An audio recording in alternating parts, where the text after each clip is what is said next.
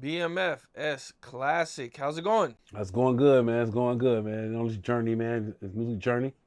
What's up? That's what's up, man. Glad to have you here, man. Well, a lot of people might not know who you are, man, but you've been around, Big Meech and BMF. You were with Meech for about 10 years. Right. Well, recently, man, the big news going on is Meech just got out of prison.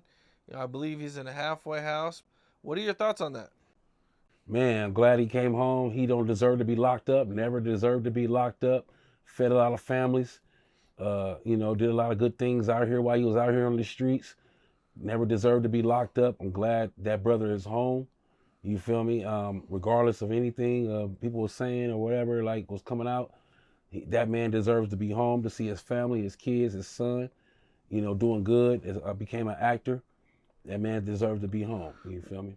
What do you think it's going to be like now that he's out of prison?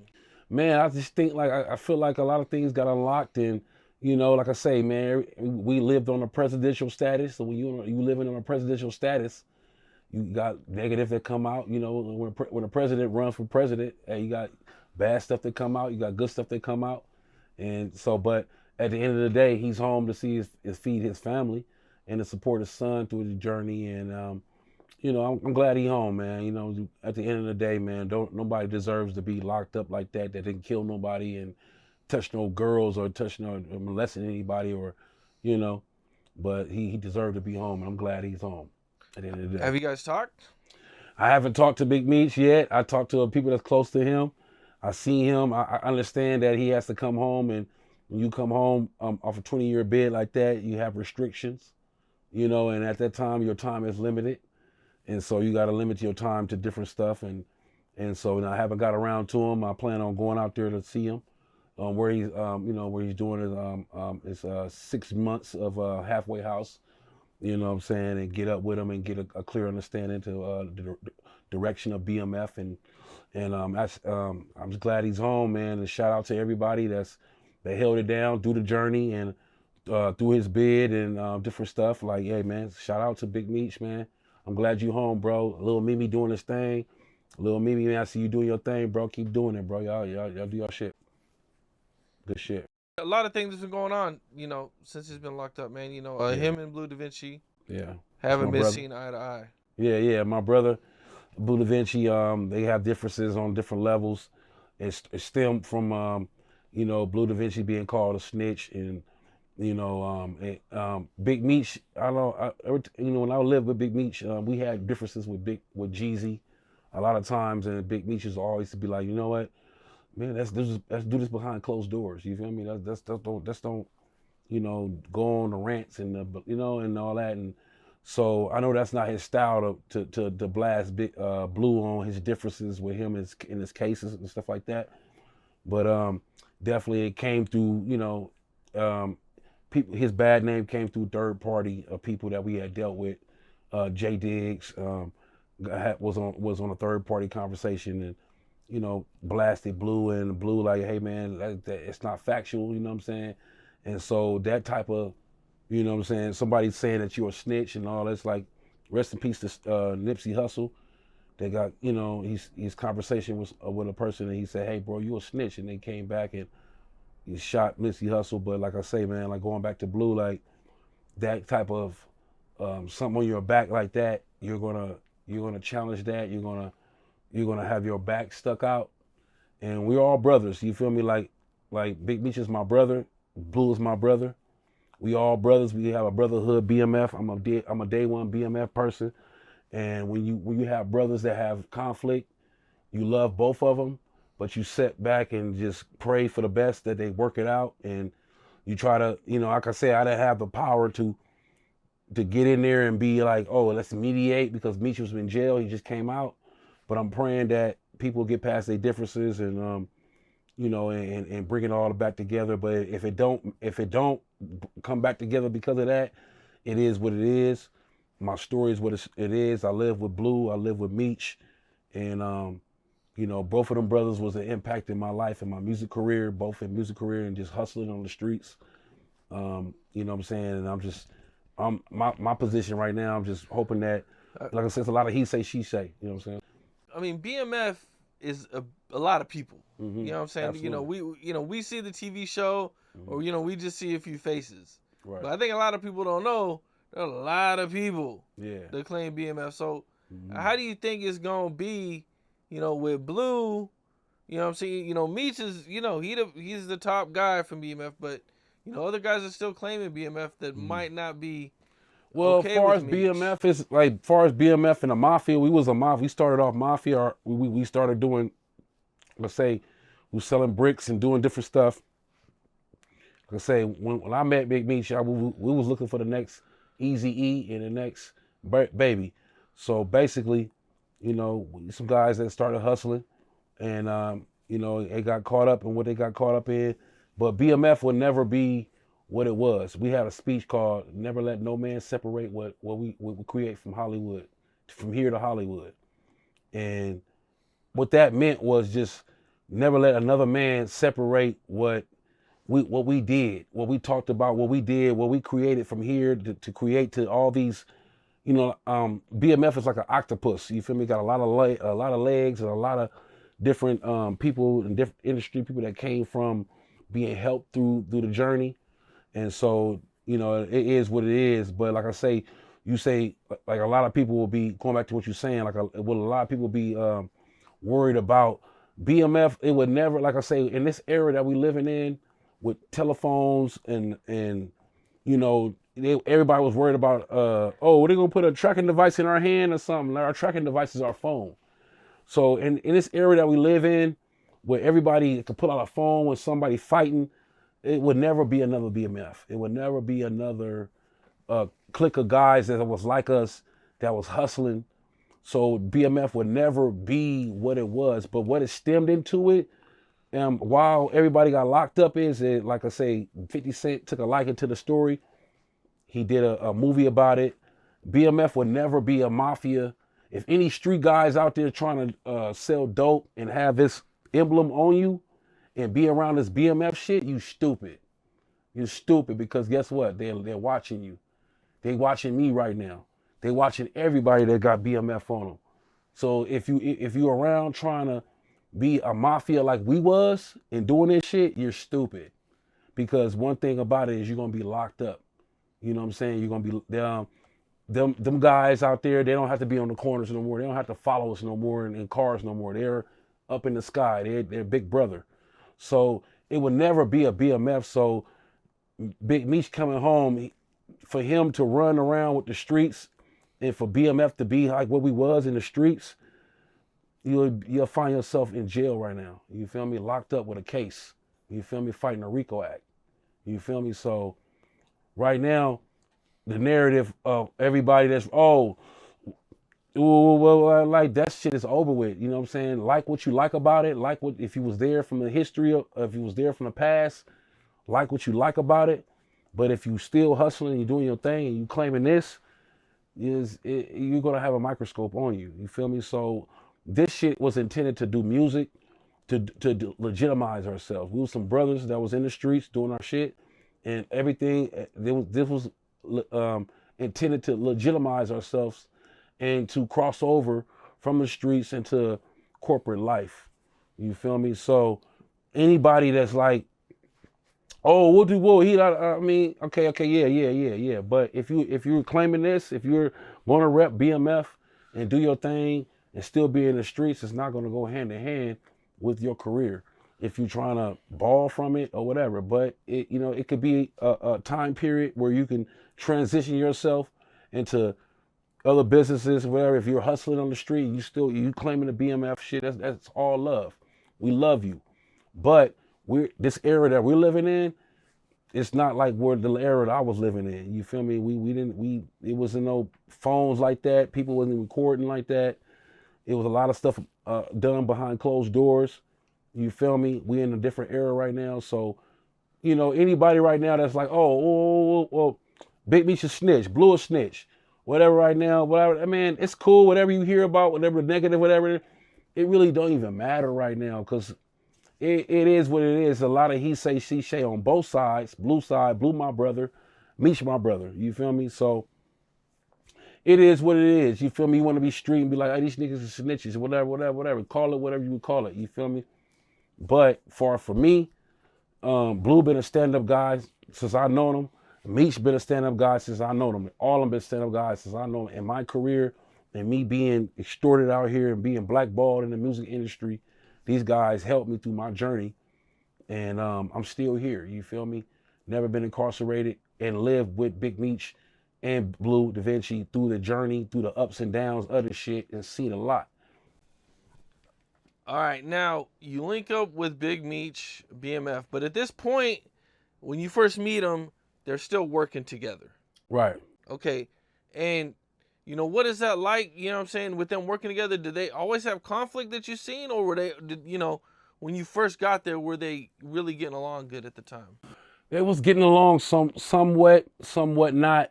The hustling, far as like, you know, at that time when I met Terry and Big Meech, Terry had the most money.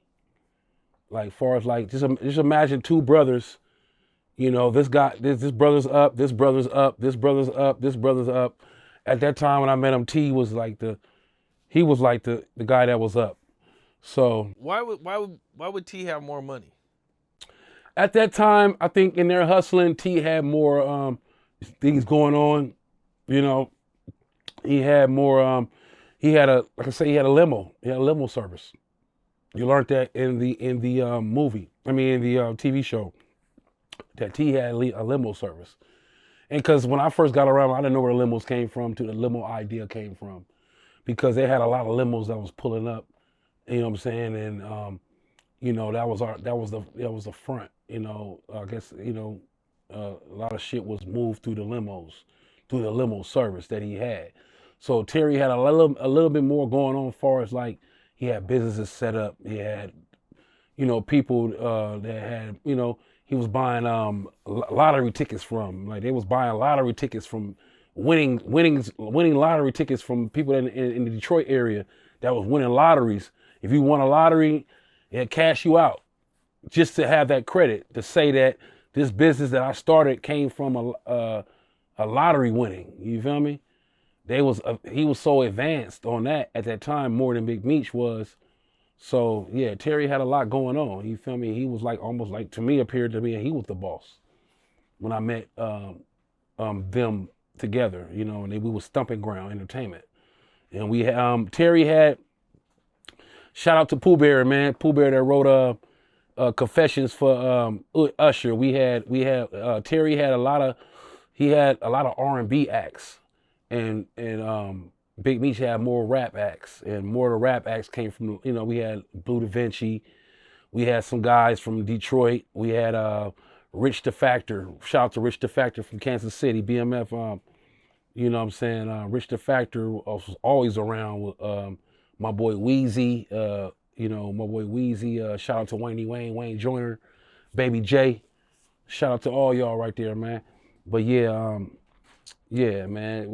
At that time, you know, we had Stumping Ground.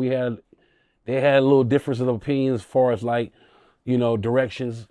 T wanted to go on a more R&B route, more to go.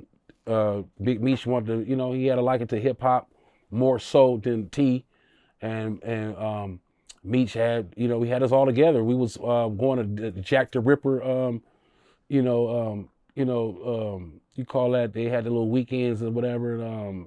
Jack the Ripper was like a hip hop type of convention, right? Right. So I remember Blue and us all Stumping Ground. We get in the hotels, going to Jack the Ripper. We out there Stumping Ground Entertainment. You feel me? Big Meech, Terry.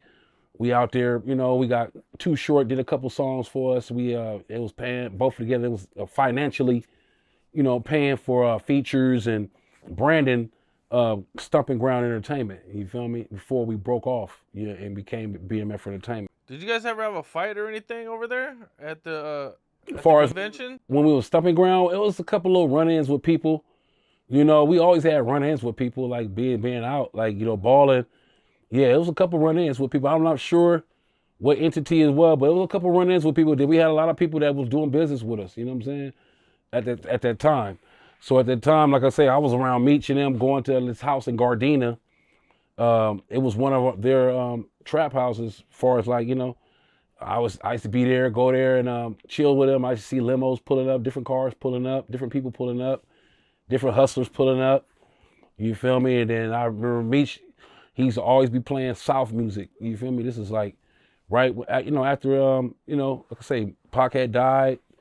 Meech he at the house playing this South music. He like, man, I'm telling y'all, this is the new era, this trap music, like this. He wasn't calling it trap, but he was calling it South music at the time. So I'm telling y'all, bro, this is a new sound. And we was like on some, I come from the G-Funk era. We was like, man, that shit ain't nothing, bro. That shit's just a bass tone and a couple basses.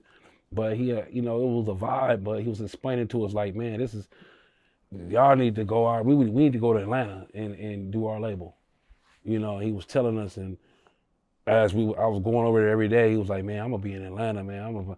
And he was going to Atlanta a lot. You know what I'm saying? And before they had differences, they was having differences about monies and different shit.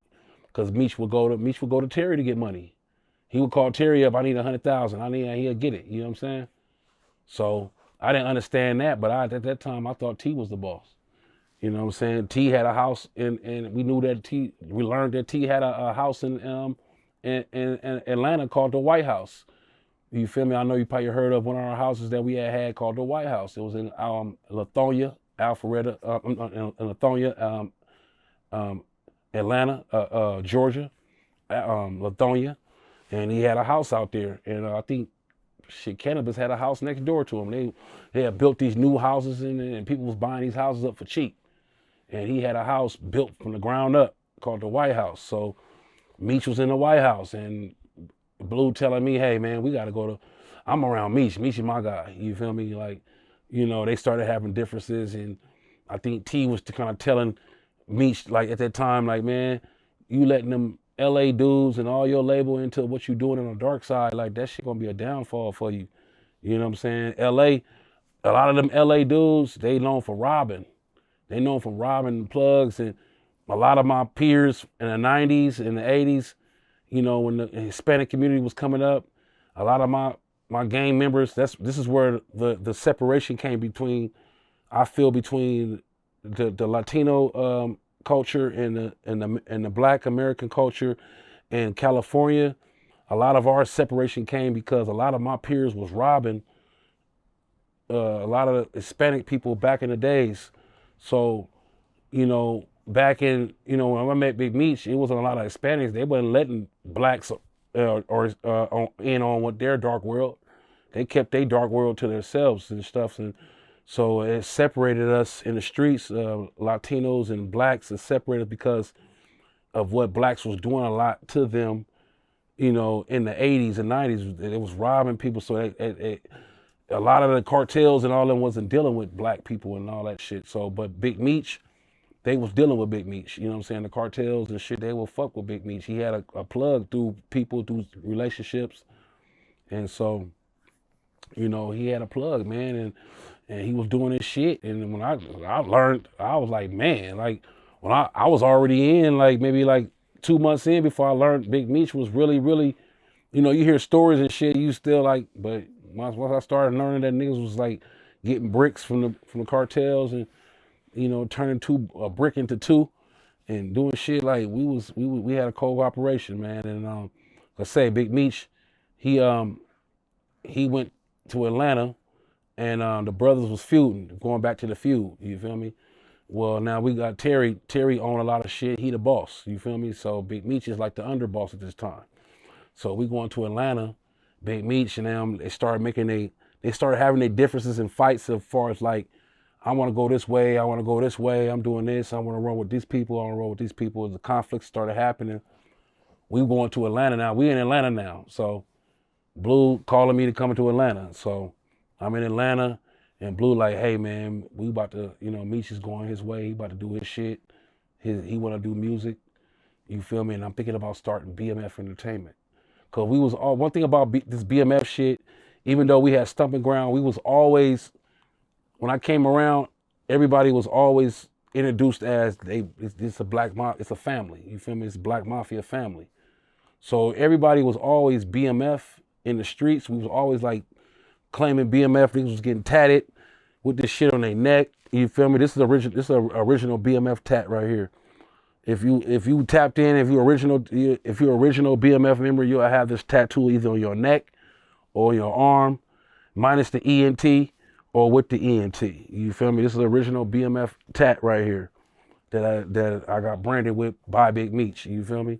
So Big Meech gave you that tattoo? we was all getting tats. You know, when we started BMF Entertainment, when we transitioned from Stumping Ground to BMF Entertainment, if you was around us, if you was if you was trusted, and you was a BMF, family with our side, you was getting either had this on your neck or on your body somewhere. And if you wasn't BMF Entertainment. You wasn't considered, or they didn't, you know what I'm saying? If you didn't have this tat branded on you feel me? Okay. Meech wanted it on my neck. I was like, nah, nigga, I'm putting it on my mother. I didn't give a fuck. I was like, put this on my arm, bro. I ain't putting it on my fucking neck. I don't want no tattoos on my face. He got BMF on his neck. He got it on his neck. Everybody got it on their neck. Blue got it on his neck, I believe. They got this on their neck. They got another tat, Death Before Dishonor. And they got another BMF like turned upside down or something, like it's spelled BMF. But we was always pushing BMF. Everybody was always pushing BMF, but we wasn't pushing BMF as far as entertainment, the music, and let's do this as a company. So when the differences started happening, you know, Blue, we was in the White House. They invite me out to the White House. So we out there. I'm with Meech. You feel me? It's Meech, Bull, J-Bo, some of J-Bo homies from St. Louis. Dash, my boy Tito Dash, a couple people from his side. We all at the White House. You feel me? Like, we going out every night, and every night we going out, we balling, and every night, at the end of the night, you know, Meech is calling T. You know what I'm saying? To send some more money. So I remember we done blew like, I done been with these boys for a whole month, and these boys done blew like maybe about 500,000. You feel me? And they calling T like, T, we need some more money. And T like, man, what the fuck is y'all doing out there? Y'all out there in the clubs like drawing attention to us and shit. What, like, man, like him and Meech and they started arguing about different shit, how Meech was moving. We out there balling, you know, in the clubs, throwing money in the clubs, throwing money at the strippers, inviting them back to the house, you know what I'm saying, doing shit. You know, T calling every day, like, man, y'all niggas, I'm hearing about getting in fights. We getting in fights in the club, beating up niggas. You feel me? T getting word that we out in Atlanta, we living our life and we tearing up shit and we drawing attention. So he told Meech, I remember, he told Meech, he getting mad at Meech, like, man, I'm about to send this last little 100,000 to you, and after that, don't call me. Y'all at my house. Whoa, boy, y'all better, take care of that shit, and don't call me after this last 100,000 for a minute. You know what I'm saying? So that let me know he was the boss, and it let me know at that time that Meech was the underboss.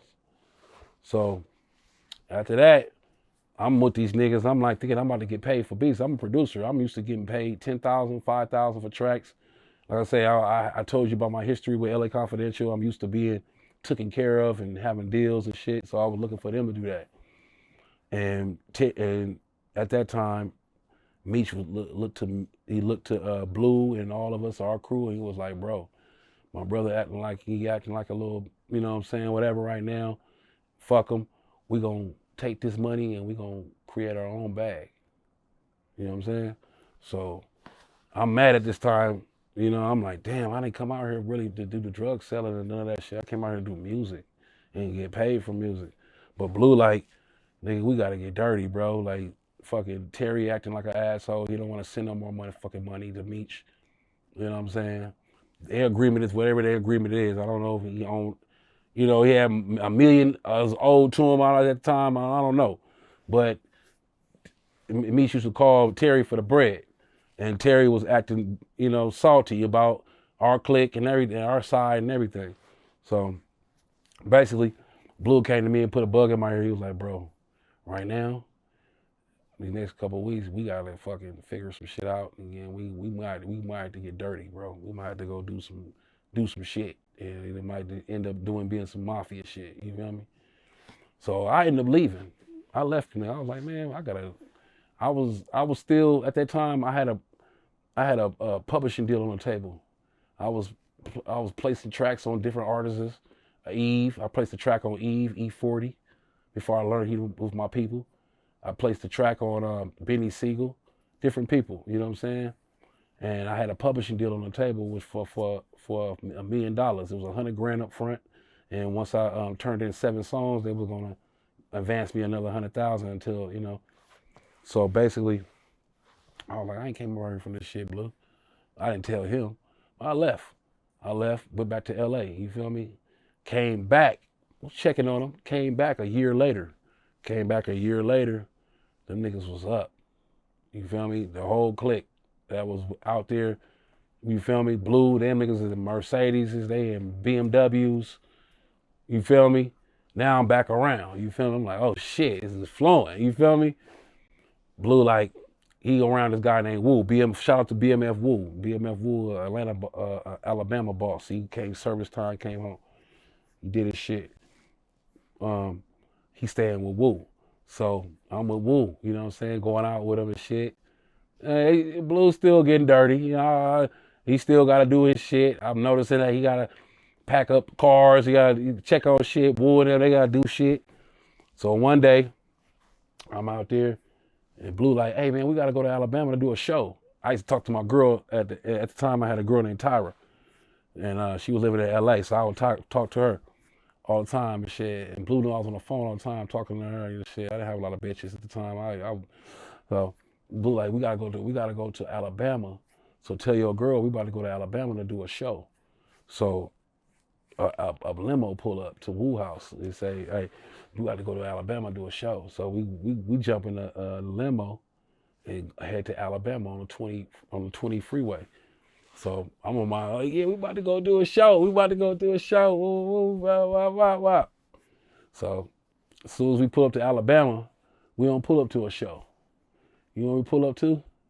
Pull up to a boarded up ass house, a trap house, a boarded up ass fucking ghetto ass house in the middle of Alabama with grass the size of this. We pull up to a trap house, right? I'm on Blue. I'm saying, where the fuck we at? Blue like, nigga, hey, he gave me a pistol, and he told me, he said, man, stay by this limo. He said, if anybody come out these bushes, just start shooting. You feel me? Anybody come out these bushes, nigga, just start dumping, nigga. There's some shit going on. So automatically, I kind of knew, like, you know what I'm saying, like what we was already in, but I'm a nigga that, you know, I go along with the punches. You know, whatever we in, like, we gonna make the best out of it. We gonna get out of there alive, or I'm gonna do my part.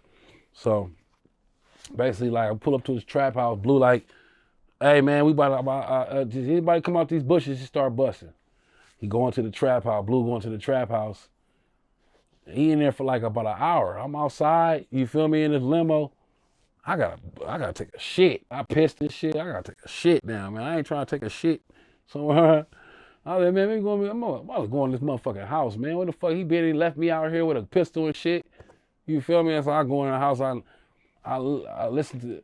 I hear these motherfuckers in there laughing. I hear video games going on and shit. I'm like, man, it can't be that bad. Let me go up in here. I knock on the door. As soon as I go up in there, Blue up in there. And these niggas is counting out money and shit. You feel me?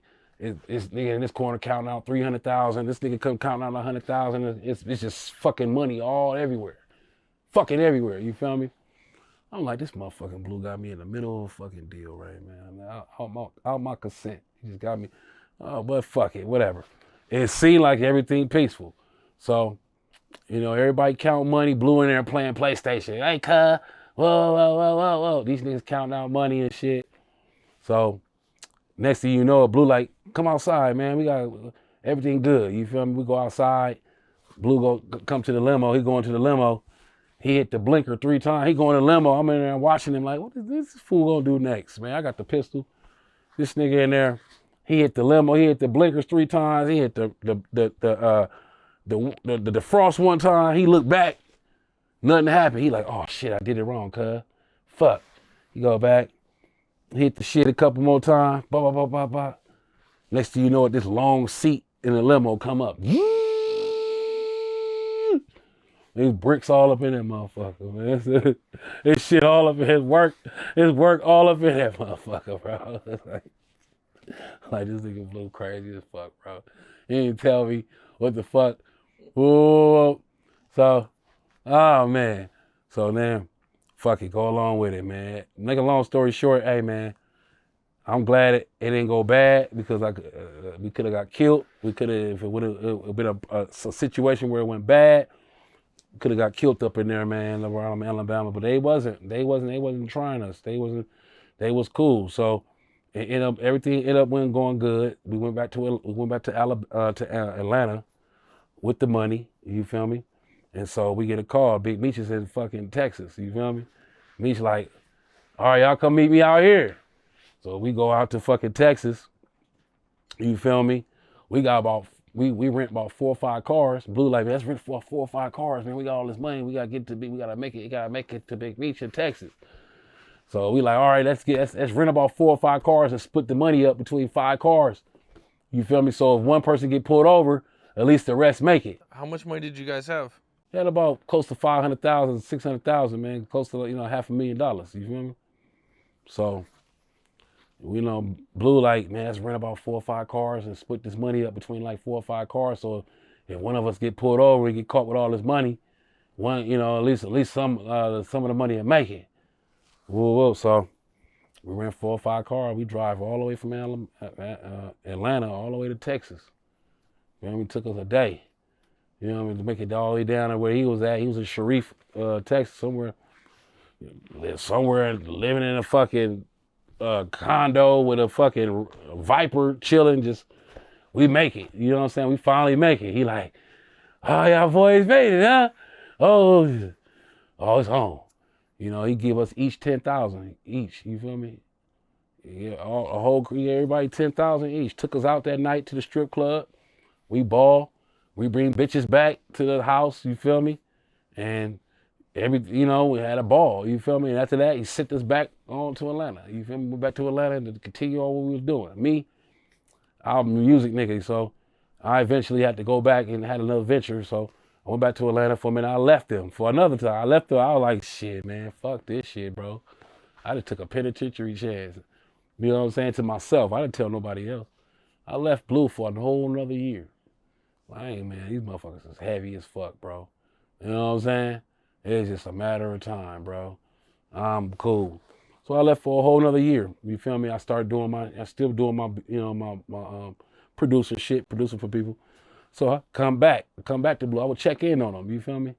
I like to stay away a little bit, not too much, get away, see from afar what's going on, and be back. So I'm back with them. They in Maybachs. Another year went past. I'm back with them the next summer. And Maybachs, they in Lamborghinis, they done upped it. You feel me? Everybody got houses. Blue got a house. Everybody got their own little shit. You feel me? I come back around Meech like, man, yeah, I noticed, man, you be leaving, You be leaving and shit, man. You know what?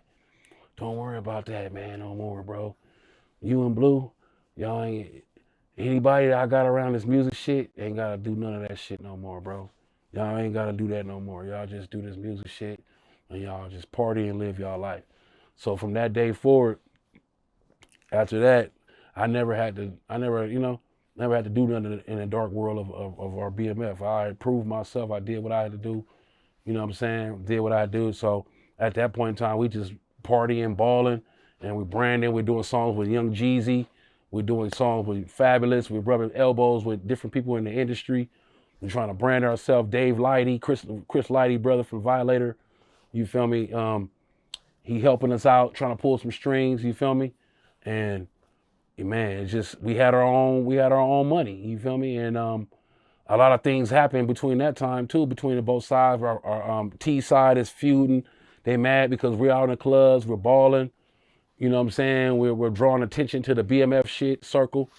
You know what I'm saying? And a lot of things happened, man. Like losses was happening in between us winning. A lot of losses happened. $1 million came up, missing. And, right. So this was like, from what I understand, like the main fallout between them. $1 million comes up missing. Right, $1 And million. Some money came up missing from the. They get paid back to the cartel. You know, they was fronting bricks and shit to both sides. When the brothers split, they both was cool with Wayne Joyner. Wayne Weezy was cool with the brothers through the feud. Wayne had the plug with the Mexican Mafia. So both brothers still was cool with the plug even during the split and the differences. You feel me? So both brothers are still getting their work and different shit from Wayne Joyner. And Wayne Joyner is still dealing with both brothers, mediating and still like, you know, playing his part of what he was playing. You know what I'm saying? So I didn't know then, but I learned now through different interviews and different shit that was a factual event that happened when Blue Da Vinci explained that he was in Texas one time and they was all in a house and they the cartel had broke into their house. Some guerrilla cartel broke into the house and had him all on a gunpoint in the chimney. He was about to kill him. Everybody. Meech was there, right? Yeah, Meech, a Bull, Blue, other BMF members was there. I wasn't there.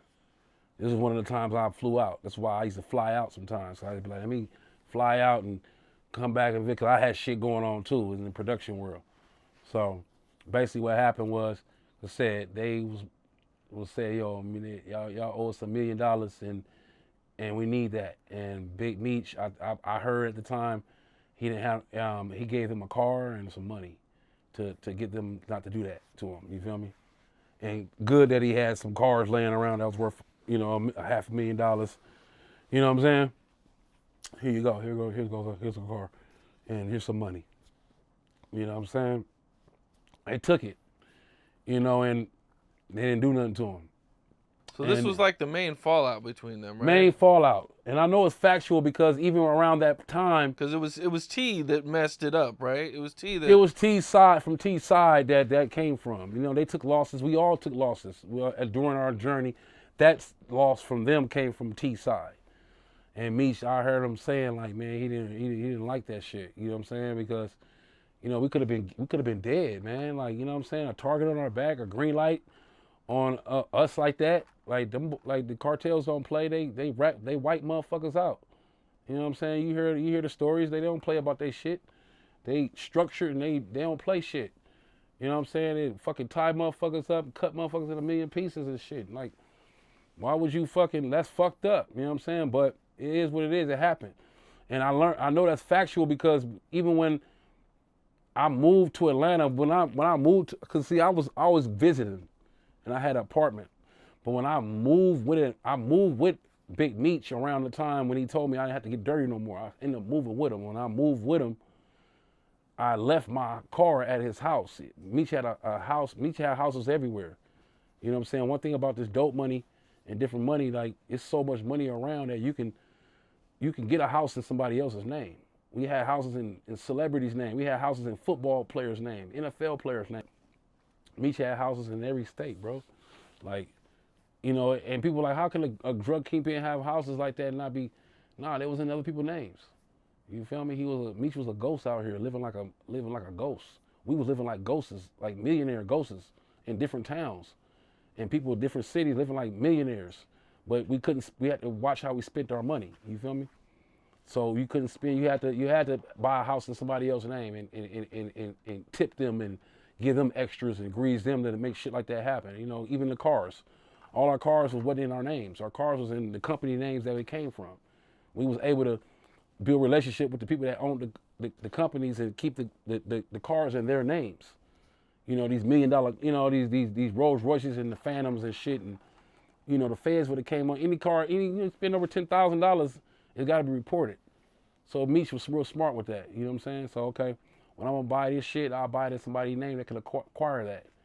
And different shit like that. So that's a lot of houses was acquired, and a lot of, you know, we had houses in every state, mansions in every state. So one of my cars I left at Meech Mansion, moving to Atlanta to be with him. I left my car at a mansion. I had my brother come pick the car up. My brother come pick the car up. It's a shootout. So as my brother get there, or my little nephew get there, it's a fucking shootout. You feel me? These motherfuckers try to break into the house. and come do it. You know, maybe they thought it was bricks there at the time. You feel me? Because at the same time, when, you know, like I say, when everybody know you a part of this dark world, they want a piece of you. You feel me? Ain't nobody about to call the police talking about, oh, I just got robbed for 100 bricks. So they coming. You feel me? So I thought it was some niggas coming to rob us. You feel me? That follow us home. But now that I know that it was $1 million that was at stake, maybe that was a cartel that came there and tried to fucking, but the homies had guns and was shooting back. My nephew, they put my nephew in the fucking chimney. You feel me? And my nephew till this day traumatized for that shit. You feel me? From that shootout. You feel me? That happened. It could have ended the nigga's life because they had machine guns while we had handguns. Well, they had handguns. So these guys had machine guns, and yeah, they came into the mansion that we had had next to Jamie Foxx's house. They made it inside the house? They didn't make it outside the house. What had happened was my nephew and them, and my brother, that was in the house chilling. They was all smoking weed, chilling. Him and Blue and all them, and a couple Bull or Big Cuz. It was up in there, and next thing you know it, they hear a thump at the fucking door. We had a big ass mansion doors. We hear a boom, boom. They hear a boom, boom at the door. So as soon as they rest in peace, Iz was one of our bodyguards. He died at the Busta Rhymes video shoot. He was there that day. Iz was the first person that came to the door, opened the door, and he opened the door. He shot. Oh, they closed the door. They get their guns, start shooting back. Next thing you know, they look up. This motherfucker's all in the back of the backyard, over on the fence, about to jump over. Like it was more than one person with guns. It was like a team of motherfuckers with guns. Like some Scarface type shit. Not no niggas from the hood. They come by and shoot, and run and go. No, they're like it was guerrilla style, like some cartel style type shit. They couldn't understand the shit. My nephew, my brother couldn't. They was like, man, these motherfuckers came in here and try to dump us out and clear us out. This motherfucker. You feel me? My Bull, all the kids was ordered to the chimney, and Bull came. They said Bull and Iz was dumbass. They said Iz knew karate. He did. Rest in peace. He died later, but they said that day he went out there was on some some karate shit, and they was shooting at his ass like he ran back in and closed the door like it's real. This motherfucker's out here. Bull came back, shooting out. That motherfucker was so loud. After the shootings, everybody got on because it was so loud. You in a rich neighborhood like that, the police is coming. They coming. My chain, we had BMF chains in the house. One of my chains that they was supposed to give me, my BMF chains was in the house. Everybody left the house, the property. The police came. They said they took chains and shit for evidence and different shit. The shooting came initially from the house, you know. Jamie Foxx was down the street. He heard it. We seen him. I was in Miami. We seen him in Miami at a party a week later, and he was like, explaining. He was clowning on the thing like, y'all BMF niggas is crazy. Oh. His house was right down the street, but I knew it came from that type. Like now, I didn't know where it stemmed from, cause I had just moved to Atlanta. I had left my car, and my brother went to go pick my shit up, and that happened. And I was just like, man, maybe somebody followed the homies home because we know he was, you know, Porsche trucks and all kind of shit. You know what I'm saying? In L.A., you know, the robbers, they following the rich people home and from banks and different shit. That's, you know what I'm saying? Like, I thought it was one of them situations. But it wasn't. I don't think it was. I think it was because it was around the time that Blue explained to me and different shit came out that, you know what I'm saying, could have stemmed from that. You know what I'm saying? Or it could have been T trying to get rid of us. Maybe he tried to get rid of us because he didn't like us. You know what I'm saying? I hope it ain't that. You feel me? But if it was that, we still here, bro. Like, but you know what I'm saying? You know. But did anybody get shot? No, nobody got shot. All those shots and nobody got shot. Nobody got shot, bro. Crazy. And my nephew went through that, man. That's a little kid, man. And my brother, they was over there picking my car up and trying to take it back to the house. Because I always wanted a car, because I knew I was going to be back and forth with the homies. I always wanted a presence. You know, I'm L.A., so I always wanted a presence out here. Yeah, so yeah, definitely, man. Yeah, I mean, I knew that it came from that, you know what I'm saying? I knew it was real, you know what I'm saying? But later I learned that, but going through it, you know what I'm saying, at the time, it was like, you know, you don't know where it came from. You just like, you know, you're like, fuck it, maybe that was somebody followed us home or something that night. Now, I heard that, you know, when everybody split, you know, like Big Meech's side like wanted to kill Terry. Yeah. So see, at that time, see, Blue, he wouldn't tell me a lot of shit because he knew I would get out of Dodge. I would be like, man, I'm out here, bro. Because I wasn't with the negativity. I'm a music motherfucker. You feel me? I'm a music producer. So I was around for the music, but you know, I'm a real nigga too. I'm from the hood, so and Blue stemmed from, you know, my cousin and all them. So he always was like a brother, you know what I'm saying, to me at the time. And Meech became my brother too. But yeah, so yeah, it was a lot of times like Blue wouldn't tell me shit. He only tell me the good shit, you know what I'm saying? But I learned shit because I was around the families and me being around, J-Bo, I ended up producing for J-Bo, I ended up producing for the other different families in BMF and having my own relationship with other people in the family, just being around. You know, I'm living the lifestyle with them, and, you know, it came with a lot and it came with relationships. So, yeah, man, like, yeah, that shit was, yeah, we learned, like, we had our side, their side. It was some clashes. You know what I'm saying? It was some situation where we ran into them in clubs, and you know what I'm saying, and it was about to be a standoff. You know, it was about to be a shootout, or you know what I'm saying. And I'm glad nothing came from that. Okay, so at one point, you know, Meech is on house arrest, and I believe he sends everybody home. I think you kind of touched on this a little bit, and I guess everybody's in LA. I think this happened in LA. And Meech is like on a big screen or something, and it's Terry's birthday, and Meech is kind of saying something, but the two sides of BMF are there. No, that was maybe later. When you talking about that was Meech's at the compound. When he was on the screen, he was at the compound. That wasn't Terry's party. That wasn't Terry's party? That came. I was a Vegas party. I think it was in Vegas and shit, and ran into Teep's side, and it was about to be a standoff. Yeah. Okay. That party, when you saying, Meech was there and he was on the screen and he sent everybody home, that was the compound. Because after he sent everybody home, we came back and went to Cancun. He had paid for a trip for Lil Jon and everybody. We went to Cancun and did a label launch. We label launched in our label, and then when we got back to Atlanta, we did the compound, which was maybe like months later. We did a compound. Meech / he still was on house arrest a little bit because he couldn't be there. Was he there that night? I think he came there briefly. But yeah, that was something else. No, he came to the compound. He was off of house arrest then, because he went to Cancun without the house arrest. Okay, but what happened when you guys ran into T's side? Like, so there's tension going on. Mm-hmm. Everybody's mad about this cartel situation. Mm-hmm. And how do you guys just coincidence run into T's side at the club? Like, no, like I say, we was all we knew we was all in the same area. You feel me? We knew we was all out in the same area, but we went to the club.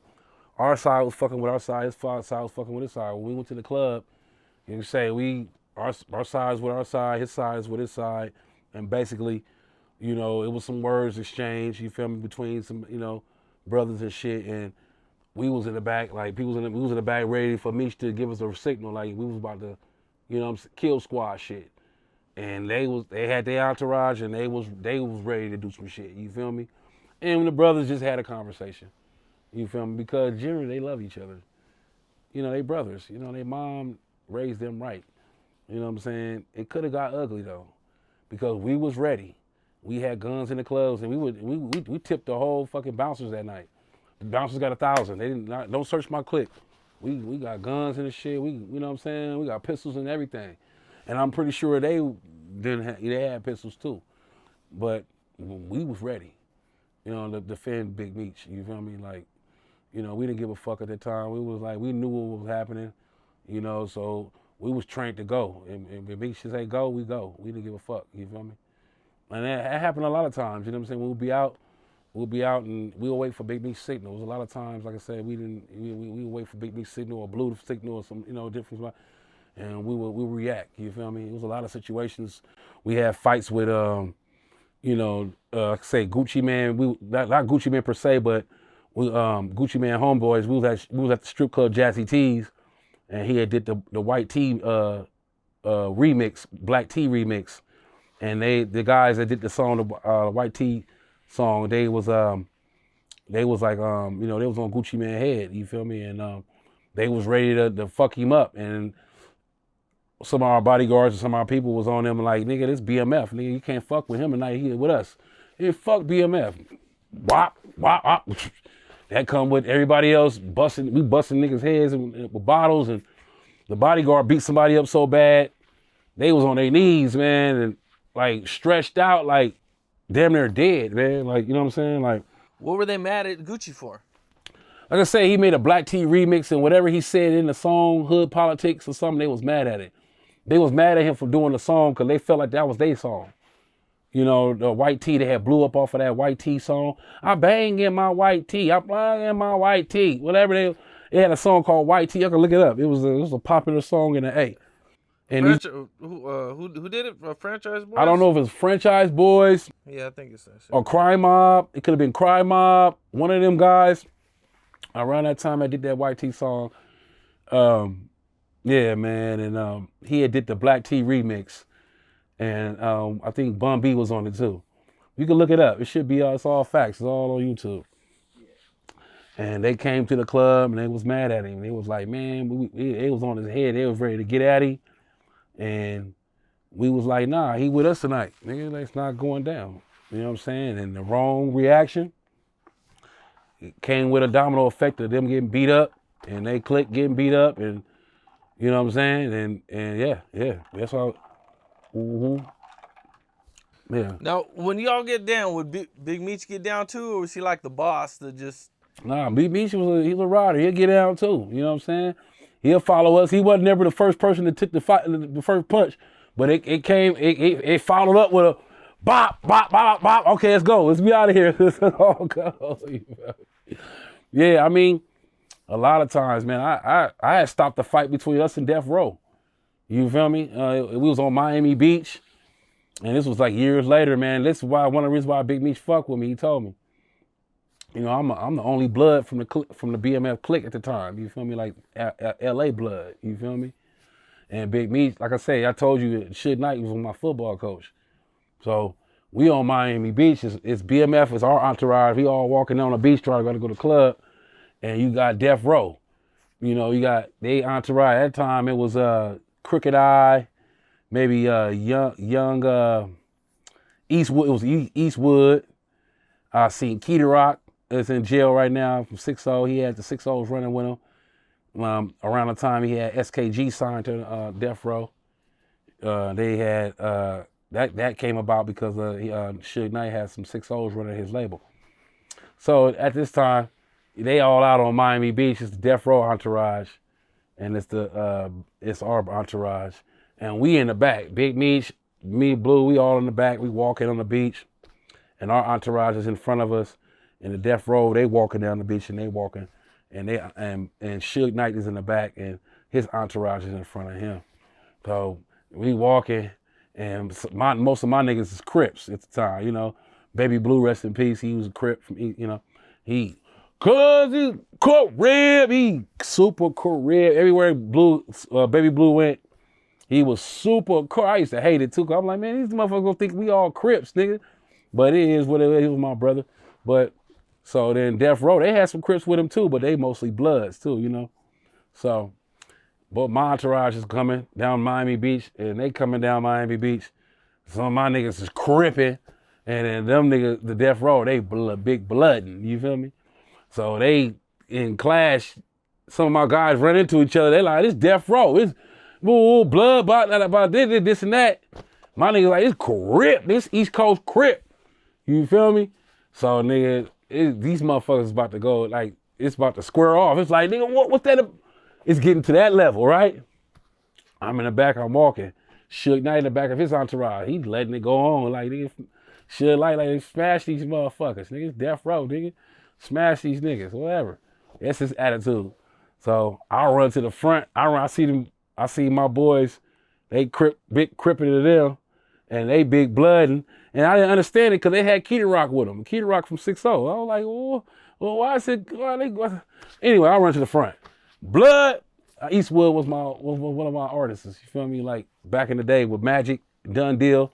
They know what's up. Done Deal. Y'all know about Done Deal Magic. So we had a label back in the day. So I see Eastwood about to fight with my guys. And Eastwood, you know, it's the homie.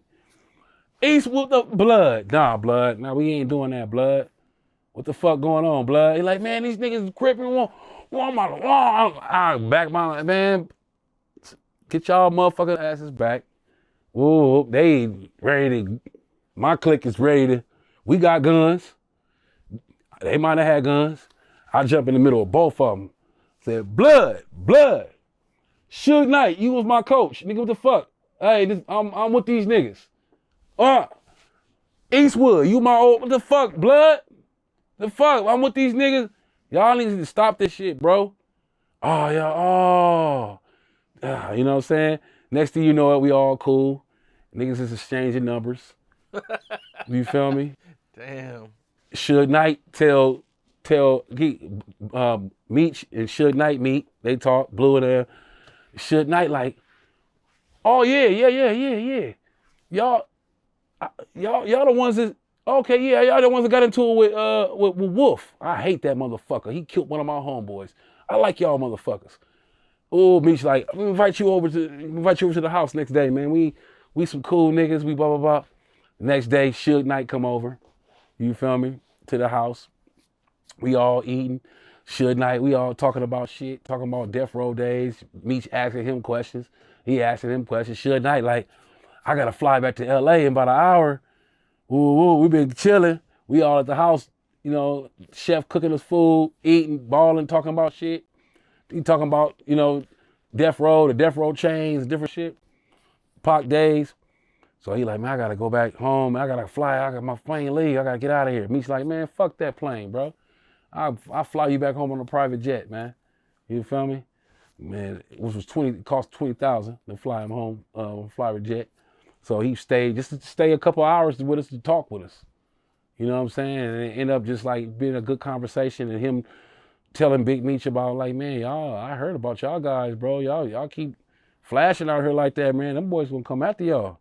You know what I'm saying? They came after me. You know what I'm saying? They locked my shit up and, you know, death row to seize my accounts and shit. This shit is real, bro. Let y'all hear. I remember him telling Meech, you know, giving them warnings about, you know, what was to come if we kept on like doing our shit. You know what I'm saying? And they had a real conversation and it went real good. You know what I'm saying? And that was a result of just me being there. You know what I'm saying? Because it could have went the other way. You know what I'm saying? Could have went a big ass fight, niggas dead, or could have been hearing about somebody from their side getting killed or my side getting killed. But, you know, I just jumped in the middle of the motherfuckers like, man, the fuck? Nigga, I'm a blood nigga and my Crip niggas about to fight these niggas I know and motherfuckers I'm affiliated, had history with, like, you know, the Suge and, man, fuck all that, bro. We ain't doing that right now. But Meech, I remember that night he came, Meech pulled me to a side. He was like, bro, I love you, bro. He was like, man, you don't know what you did out there tonight, man. You know what I'm saying? I was like, boy, you know, that's just what I do, bro. Like, you know, I'm with the peace, man. I'm trying to bring the peace to people, man. You know what I'm saying? You know, so he really appreciated me for that. He always told me, like, even when the downfall, he always told me he was gonna look out for me for just being around him and being, you know what I'm saying? Because he really knew where this shit stemmed from. It's all stemmed from my cousin Razcast. The reason why he knew Blue and different shit, and he brought his crew that really saved his life and different shit. Like, it's a lot that came with it. People didn't understand, like, why you like Blue so much and why is he doing so much for Blue and blah, blah, blah. And it was because the crew that Blue put around him when his brother abandoned him. You know what I'm saying? We Okay, so Blue came through. Mm-hmm. So when T and him split, mm-hmm.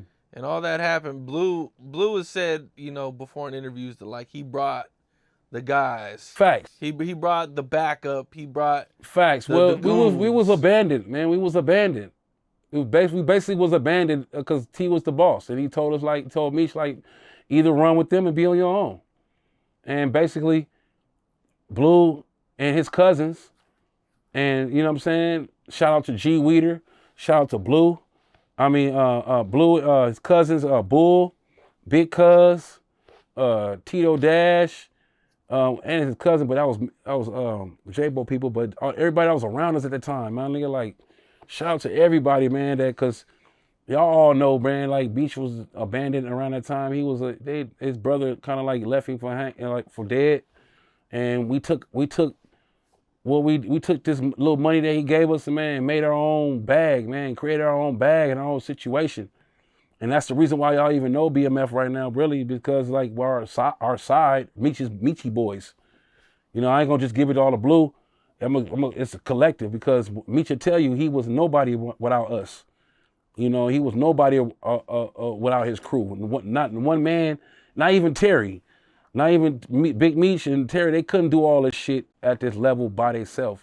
It took people, man. It took families, man. You can't just shit. You know, I know y'all praise just one person. It's good to praise one person and all that, but it took a clique of motherfuckers, man, that took penitentiary chances out here, that made the reason why, you know, his kids was able, kids was able to eat, and families was able to eat, and monies was sent to people's, and because we all did our part, man, out here, my nigga. It wasn't one person. You feel me? Like, even when, you know, you got these blood cliques and you got snitches and different shit, a person ain't gonna stop banging their set because one snitch from a clique snitched or somebody did something. People will still bang their set and just get away from people. I bang this shit. I'm BMF breaded, man. From the beginning of this shit to the end of this shit, I'm BMF, and it's bigger than just one relationship. We all brothers, and right now it's a lot of differences right now, and different, like, he say, she say bullshit.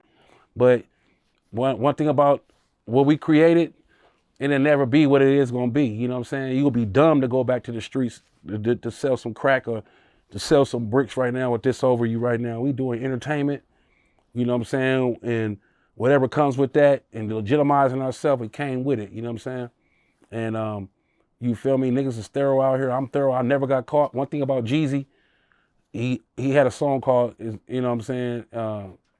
It's only one rule: don't get caught. You feel me? And I ain't never been caught. You know, I survived that. So I'm a thorough BMF niggas out here. Nobody can, you know, if anybody not working with me, it's because you jealous or you mad about my affiliation or something. But if anybody out here that's not working with me because of some snitching shit or something like that, I'm thorough, man. I'm a thorough person out here.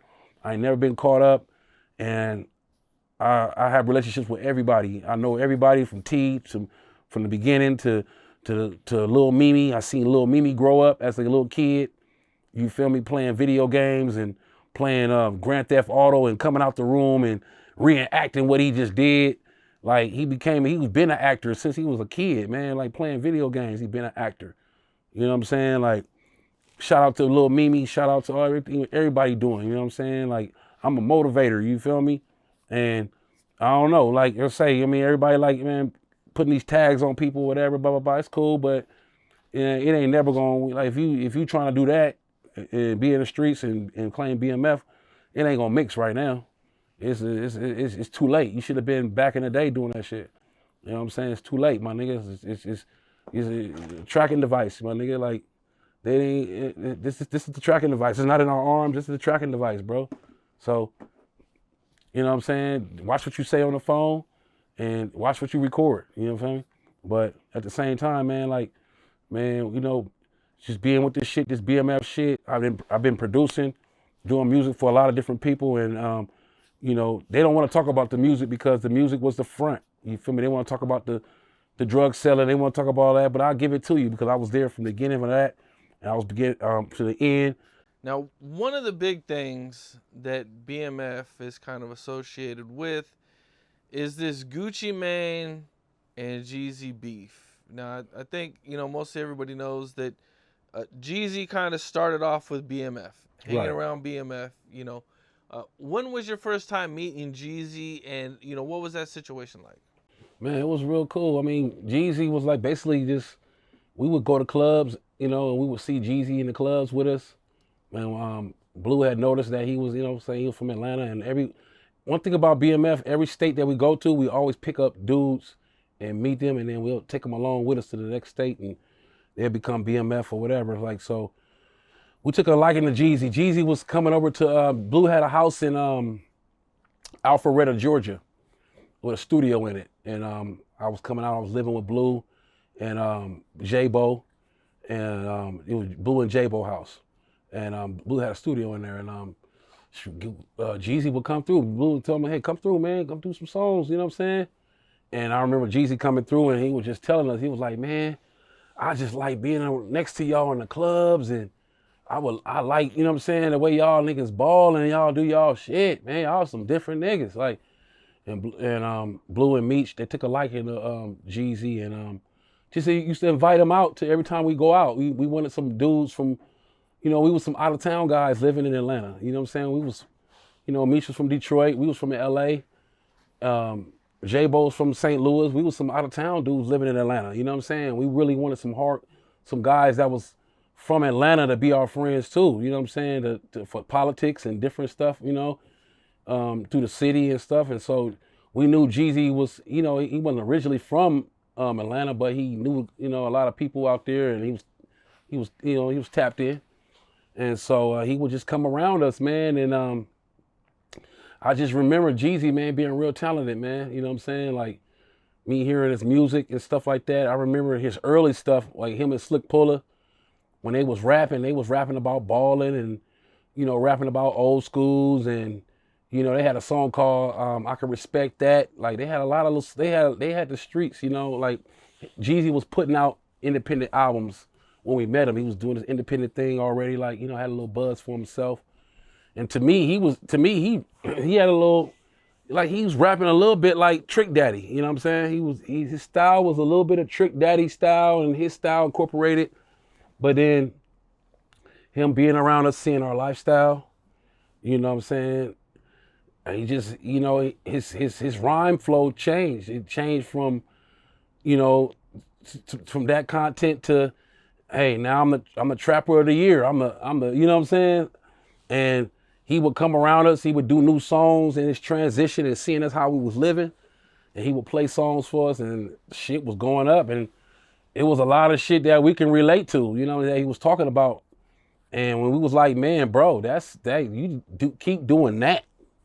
You know, a little bit of trap talk, a little bit of, you know what I'm saying, like this talk, that talk. Cause Jeezy, when we met him, I say he was doing his thing, he was a hustler. You feel me? And he got cool with J-Bo. And, you know, I remember seeing him at the house, you know what I'm saying? And, you know, asking for some favors, you know what I'm saying? Some street favors and shit. And the homies was giving him street favors, you know what I'm saying? Put it that way. And then he being around us, he just elevated, like, far as like, it went from there, like, even everything he talked about was maybe trap talk. It was, you know, even in his rhyme, he got the Trapper of the Year, first time in a row. What they give you? A lifetime of baking soda clientele. You know what I'm saying? All that really was Meech's life he was talking about. You know what I'm saying? It was our life that, you know, we wasn't stupid. We knew, we heard the rhymes before you was running with us and after us. And yeah, you would, you know, and which was cool. Like, he had a gift at doing it. And going back to him and Gucci, beef, and what it stemmed from was, you know, the So Icy record. You know, that So Icy record. Well, how did you guys meet Gucci Mane? Initially I met Gucci Mane through Baby D. Baby D, shout out to Baby D, Camp, rest in peace, Lil C, Lil C. I initially met Gucci Mane through Baby D. Baby D brought Gucci Mane to, I did a song with Gucci Mane. I don't know where this fucking song at, bro. I still trying to find it to this day. But Baby D was with Camp, and he started running with BMF. So like I say, when we was there, we had a lot of people running with us and transitioning to running with us. And Baby D was one of them. And Baby D was with Camp. He put on DJ that had that song, Walk It Out. You know, that song, Walk It Out. He came from that entourage. They was with us. And so he brought Gucci Mane to the house. One of our houses that we had, trap houses that we had called The Gate. We had like about 4 or 5 houses out in Atlanta, and one of our houses was called The Gate. And he brought Gucci Mane to The Gate. So when he started bringing Gucci Mane to The Gate, Gucci Mane was doing songs with us. I did a couple songs when he did songs with, you know, he was around, you know, briefly. You know what I'm saying? He had his own thing going on. And Baby D introduced him. He was like, man, this nigga right here, bro, he got the Atlanta twang, he got the South twang, he you know what I'm saying? Like, he hard. He got a little buzz out here. Fuck with him. And Gucci Mane wanted to be down with BMF at one point. I don't know if he really wanted to be a BMF affiliate down. I think he probably did. I don't know. You got to ask him that question, but he was around and he was around. Baby D was bringing him around, and so then he did a song with Jeezy. Him and Jeezy ended up doing a song called "So Icy." Real quick, before we get into that. So from what I understand, Meech he wouldn't let Gucci Mane in BMF because Gucci was a known robber. Exactly. That could be a reason, because that was that was a big thing for us. If you was a robber, if you was around us and you was trying to be BMF, if you had a robbing MO on you, like he was known for robbing people, or you had a robbing MO, we didn't fuck with you. You couldn't be a part of BMF. Now we would see you in the streets and hello by you, shake your hand, smoke a blunt with you in the club, whatever. But you would never come back to the trap house. You would never come back to see how we living. You would never come back to see how we making moves. You would never. So, yeah, Gucci Mane was around. He came to the Gate. The Gate was our studio house / party house. At one point, it was a trap house, and I'm the reason why it never became a trap house, because I came in one day and I seen some feds looking at the house, and I told Meech, like, nah, no more of that over here, just music. So they moved operations, and that was just a party house. So Gucci Mane ended up coming over there one day with Baby D and did a song with me. I produced, and that was my introduction to Gucci Mane. And then later they ended up doing, him and Zaytoven produced that record with So Icy, and Big Meech's and BMF is the reason why that record even blew up. You know what I'm saying? Yeah. Right. So they do the record So Icy. Mm-hmm. Now, what was the vibe like? You know what I'm saying? Like, they got along and everything was cool? Like, Mm-hmm. did you ever see them hanging around together or anything? They was hanging around. What were you talking about, Jeezy and Gucci? Yeah. Yeah, that's how they did the record. They was hanging around each other, different spots, running to clubs. But what happened was they ended up doing the record. They didn't think the record was gonna do shit. They thought the record would. Both of them didn't really believe in the record like that. You know what I'm saying? It had a little So Icy theme. The beat wasn't really. It was dope, but it wasn't. It was It was one of them conceptual records that was like dope because of what you're talking about and what's going on at the time. So basically, they didn't really thought the record was gonna do nothing. You know, they wasn't tripping off the record. You know what I'm saying? We love the record so much, the So Icy record, because when you play that record and we was all in the corners and we was in our section shining with our diamonds and our bottles and shit, it just made sense. It was, you know, we played it, because one thing about Meech was branding ourselves in this music. This is one of our pet peeves. Our pet peeves was this: when we go to clubs, we spending all the money. We're buying all the bottles, and we're doing the most in the club. So each club that we go to, we're tipping the DJ $1,000 to play our CD. And it's gonna be produced by S-Class or Zaytoven or Shorty Red. You know what I'm saying? One thing about Big Meech, so every club that we went to, we would tip the DJs $1,000 just to play our CD. If you didn't play our CD within the first minutes or the first 30 to an hour, we was out of there. We would leave and go to the next club and do the same thing. Tip a DJ till they played our shit. You feel me? So basically, that song was on our mixtape. You know what I'm saying? And Blue Da Vinci initially did a verse on there, because nobody wasn't really caring about Jeezy wasn't caring about the record. He did his first verse. Gucci did his shit. They both had the record, but they wasn't really. They liked the record, but they wasn't tripping off the record like that. You know what I'm saying? Like, far as like trying to claim it as theirs. Whose record is it? That's what it was. Whose record is it? It was on Atlanta on our CD. Blue did a verse to it. Meech blew it up. You feel me? Who record is it? So once we went to Miami, Source Awards weekend. It's Doc. You can look it up. Us being in Source Awards weekend. We at the club. It's Busta Rhymes. It's P Diddy. It's everybody is up in this club. It's in this party. You feel me? We go to the DJ to tip them. Hey, we go. We buying all the bottles up in there. We in there with a gang of rappers, looking like the rappers. You know what I'm saying? All the rappers, they got one bottle. What they in? We all got bottles. We in a VIP section. And here you go. We tip the DJ. Play our shit. They play our shit. And here come on. They play Blue Da Vinci record, they play Young Jeezy record, and they play the So Icy record. You feel me? The So Icy record, you know, it just stand out. You know what I'm saying? Oh, this girl invited, I'm so icy. Like we all iced up, like it's just like it just painted a picture in that club and everybody paid attention. And then like after that, I just noticed like the DJs that was there in the club with us, like I think DJ Khaled was in the building, different people was in the building, the Super Friends, a lot of DJs, different people. And after that, next you know it, this song is played it's being played on the radio. You know what I'm saying? And now, all of a sudden, Gucci like, this is my record.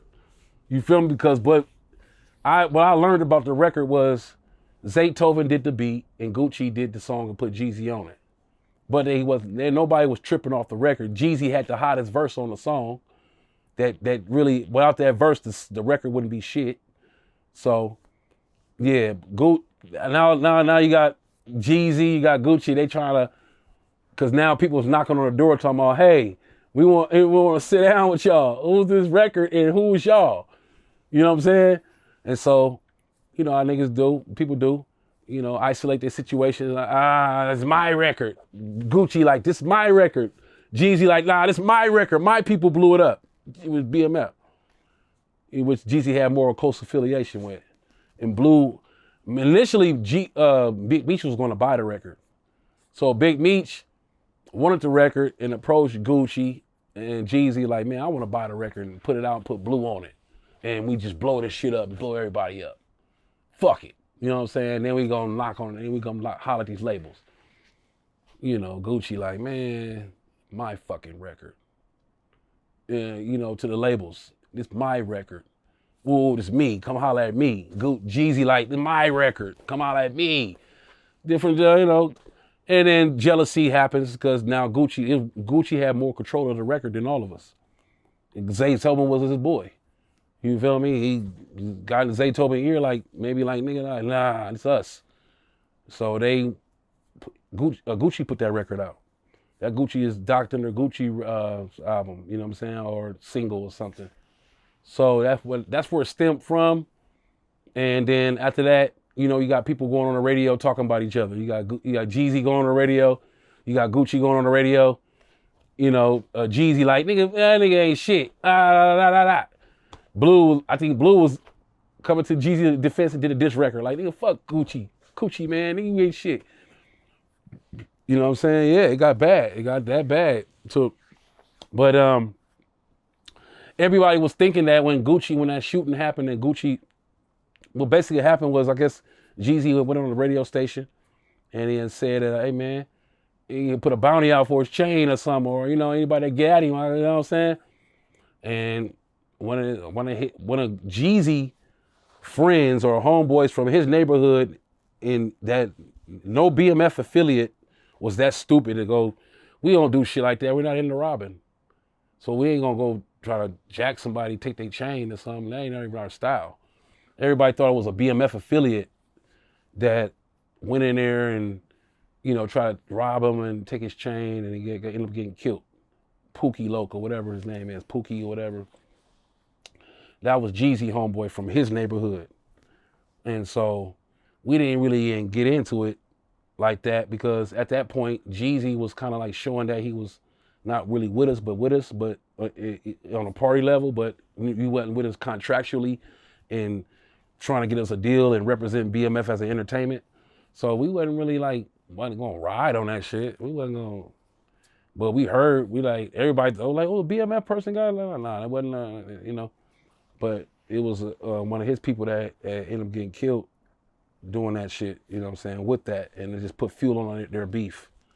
And I mean, I seen the verses, you know what I'm saying, when Jeezy and Gucci and Gucci performed all his hit songs, he said, nah, I'm gonna do this verses, but I'm gonna perform all my songs that got me here. And I felt Gucci on that, you know, because, you know, I was disappointed in Jeezy for really not. I mean, in a sense that when he got on, he wasn't really trying to do business with us. He wasn't trying to do business with me. I had produced a couple of records with Jeezy before his claim to fame. I did I'm a Boss. I did Rich and Rock Ice. I did Streets on Lock, co-produced. I did some records for him, and then like I said, when he got on, I was stepping to him like, hey man, buy some, let me produce. And he wasn't fucking with me at all.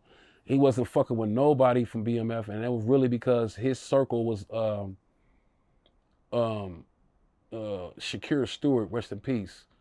And a lot of them was trying to tell Jeezy to get away from BMF because he had a deal on the table and they wanted him to be away from it. He didn't want him to be in jail and them invest in him and be around us. So around that time when that Gucci Man shit started, it was the beginning of him separating himself from us a little bit, you know what I'm saying? Jeezy, as far as like the entourages and us being, 'cause we came from like him coming to the house and chilling, borrowing the whips and borrowing cars and getting work from the homie, and you know what I'm saying, from that to him like he'll be spots and we want to pull up and he curve us, you feel me? And he would curve me, you know what I'm saying, on production. And like I say, crazy because like I say, he curved Gucci. After that, like that happened, him and Gucci shit went this way, and we left Jeezy alone. And end up like crazy thing about it was Jeezy management. What's his name? Coach K that had that label that they had ended up starting Lil Baby and all them, and Quality Control. That was his management. And he fired them. He fired them niggas like years later, and they end up getting behind Gucci and blowing Gucci up. His ex-managers, you know what I'm saying? So it was just crazy. Like, yeah, it was like, But just saying that to say, like, yeah, man, it was like I was around from that split, and that's where it stemmed from, How did Meech take it when Jeezy started to distance himself from BMF? Meech, because like Meech already had money. He wasn't tripping like that. He was laughing to like the money that we was making and was about to make. He was laughing because he was making so much, many millions, that his mind state at the time was just like, man, we'll clear it up. He was trying to tell Blue don't diss him publicly. You know what I'm saying? He didn't want Blue to diss Jeezy publicly, but kind of straighten things out behind closed doors. But Blue was like, man, fuck that, man. We didn't pay this nigga. We didn't play Jeezy a lot of money for these songs. We didn't give him a lot of advancements, 10,000s and 20,000 and 30,000, 50,000 advancements on shit. And then when it came to clear it, because he was signed, he was a boss. He was different because like Jeezy didn't have a artist deal. He had a label deal with CTE and Def Jam, and he had a situation with P. Diddy. So we was looking at him like he was a boss. Like, you know what I'm saying? Like, you could clear your own records, but he would throw it on Def Jam. Like, I can't clear this record because Def Jam have to clear it. But you your own company. You don't own CEO. You don't own, and then even in his contract, because he has a lot of shit that was out before he signed them deals, he had in his contract that anything that came out that was backdated, they couldn't negotiate. Def Jam or P. Diddy, you know what I'm saying, a Block Entertainment, or that situation he had did with the group Boys in the Hood. So we had gave him a lot of advancements and let him use cars and different shit through affiliations, and then Blue was just so hot because it was like, nigga, you telling me, like, you know how much money we gave Jeezy and what we done did for him with the blowing the Gucci, the So Icy record up, and a lot of shit that was planted for him to act this way. And Blue was like, man, fuck him, let's go hard on him. But Meech was always the person who was like, nah, man, let's just keep this shit behind closed doors, bro, and try to make it better. You know what I'm saying? So even to this day, even with the controversy with Blue, like that shit didn't come out. Meech you never heard Meech with a statement saying about Blue's situation. He may have told some people that shit, but it wasn't meant to get out like that. You know what I'm saying? It was meant to be spanked behind closed doors. It wasn't meant to have Blue blasted like that. You know what I'm saying? But it happened the way it happened, between jealousy, different shit, and it stemmed in, and whatever it stemmed in. I pray for both of them brothers to get their situation together. But yeah, man, like, and Jeezy was supposed to sign with BMF. He wasn't supposed to sign like a supposed to. Like, we giving you this money to sign, but it was talks, you know what I'm saying, about what we was trying to do, and him, agreeing to doing that. You know what I'm saying? Let's try to do this label thing and, try to get us all on. You feel me? Get a situation, a cash money deal. You feel me? and it was talks. You feel me? But he had Jeezy been doing his shit before us, so you can't give that away from him. He had his own plans before us, so dealing with that and riding off of our wave, he kind of like just like this song, like Migos said, don't let niggas ride your wave. But like I say, riding that wave with us and doing so much, he may have felt like, but he didn't have that power. You feel me? Like at the end of the day, he didn't have that power. You know what I'm saying? To do it that way. Him coming in the game the way he came in, Shakira Stewart in his ear. You got, what's that? L.A. Reid. You feel me? You got people like that that's controlling their narratives and different people like Jay-Z and all them. And they you got Irv Gotti. They went down. You feel me? So when Irv Gotti went down, that their offices got raided and kicked off they got kicked out on the street of the Def Jam office. So, Def Jam at that point, Def Jam was scarred. They didn't want no more people that coming through their offices that can potentially they get, caught up with the feds with. So they was pressuring Jeezy. I didn't know at the time. I'm on my man. We done gave this dude money and I produced the records and he ain't clearing them. Fuck him. But me being older now, I understand probably, where that came from, where it stemmed from. I still mad about it. I still feel like he was a boss and could have cleared shit anyway and still would have been straight because you were entertainment. You're an entertainer at the end of the day. And, with a good lawyer, you just did music for us. But, I mean, I could say this now because it is what it is. I could talk about it. If it was a situation where Jeezy, just rap, it cleared our records, and whoop-de-whoop, and he been faced with this shit too, and they lawyers saved him, but like I say, he got away from us. As far as like, at that point when he started rolling, his career started going like this.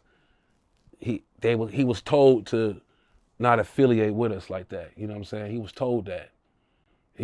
Cause I couldn't understand it. How could somebody be so like, to be around us like that, and then just the distance they sell from us, and not, we had clubs and shit. We can't be in y'all VIPs, and it went from there. It went there. And it went to a couple of my guys from the clique ended up getting in Shootouts with their entourage. You know what I'm saying? With Jeezy entourage for not being, from the faking and the curveballs that was thrown to us at the time. So you guys ended up having beef with Jeezy a little bit. Okay. Yeah, well, I wouldn't say the whole BMF squad, but Blue, certain people in our clique. It was, I would say right before Baby Blue got killed, it was a beef. It was an on-site thing, you know what I'm saying? But before Baby Blue got killed, Meech got locked up. We was in New York on a tour bus. You can look it up, Smack DVD. You'll see the work video, the work song I produced. We was in New York, and Jeezy wasn't clearing the records.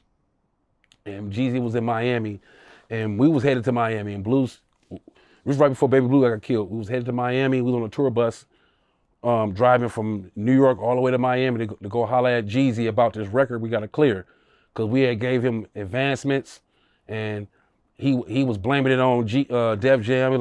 And we knew that was bullshit because Fabulous had cleared the record with us, and he was signed to Def Jam. He got his label / Street Fam or whatever. They over at Def Jam, and he was on the song. It was Blue, Fabulous, and Jeezy on the song. Fabulous cleared his verse. Jeezy didn't clear his verse. He was giving us problems. And he was saying, because of Def Jam. But Fabulous on Def Jam, he cleared his record.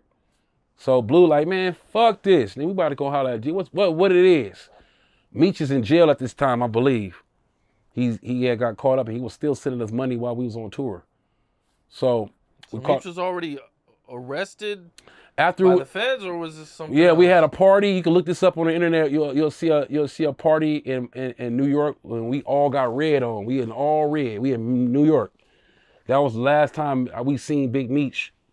That was the last party we had with Big Meech in New York. After the Streets on Lock video,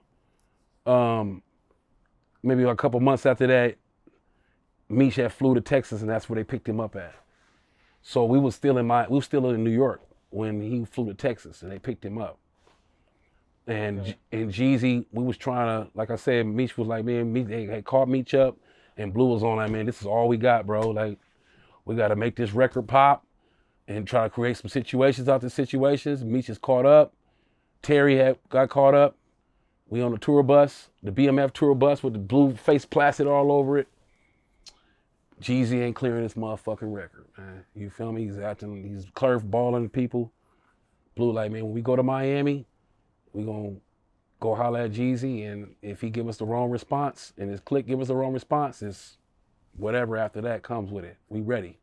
We got guns on us. We got, you know what I'm saying? We heavy. We like 50 deep.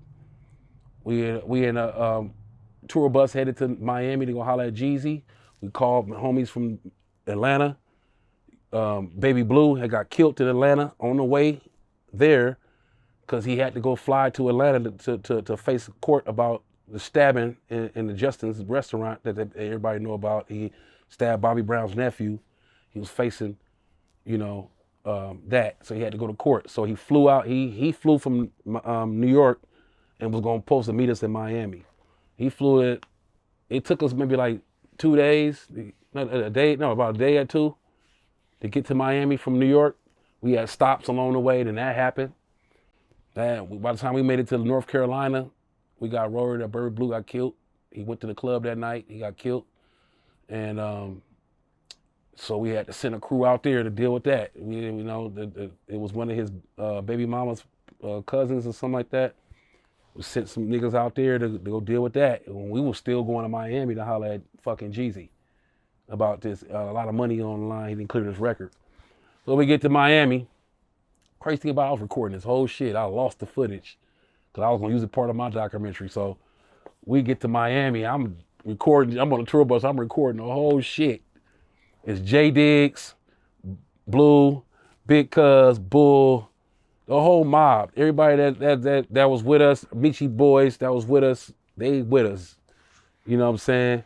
So we at the club. We heard Jeezy in the club. We like, come outside. We want to talk to you. He like, y'all come in the club and come ball with us.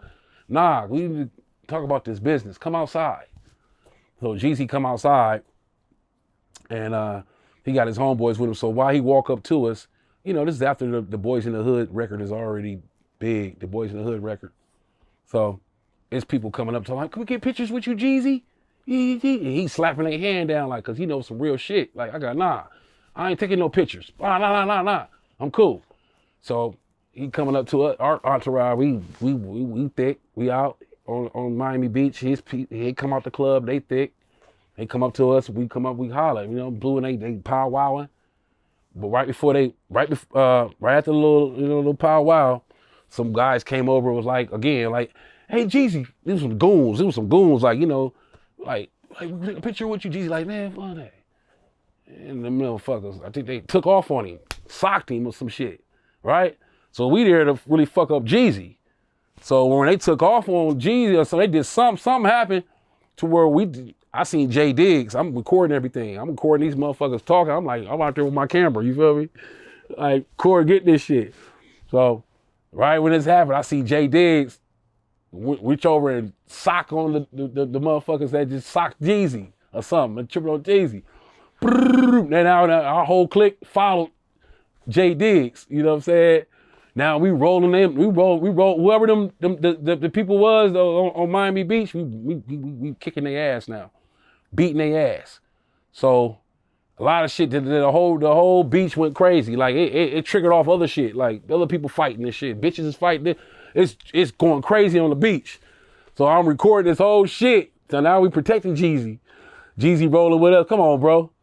We walking, and I seen Big Cuz pull out a gun. Like Big Cuz pull out a gun. I said, oh shit, I don't want to record that. I start reporting to the air, and you just hear blah, blah, blah, blah, blah, blah, blah, blah, blah.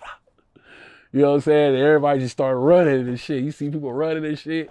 Then I got the camera back on me like this. I'm like, you see this shit? This BMF, this is what we do, whatever. But so that was one of the standoffs we had between Jeezy, but he ended up protecting him that night. And I don't know if he ended up clearing that record. I don't know if he never cleared that record. I don't know. I think him and Blue was still, they was cool that day.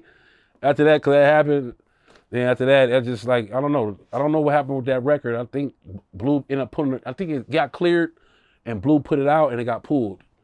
I think the record got pulled or something. Yeah, from the DJ pools.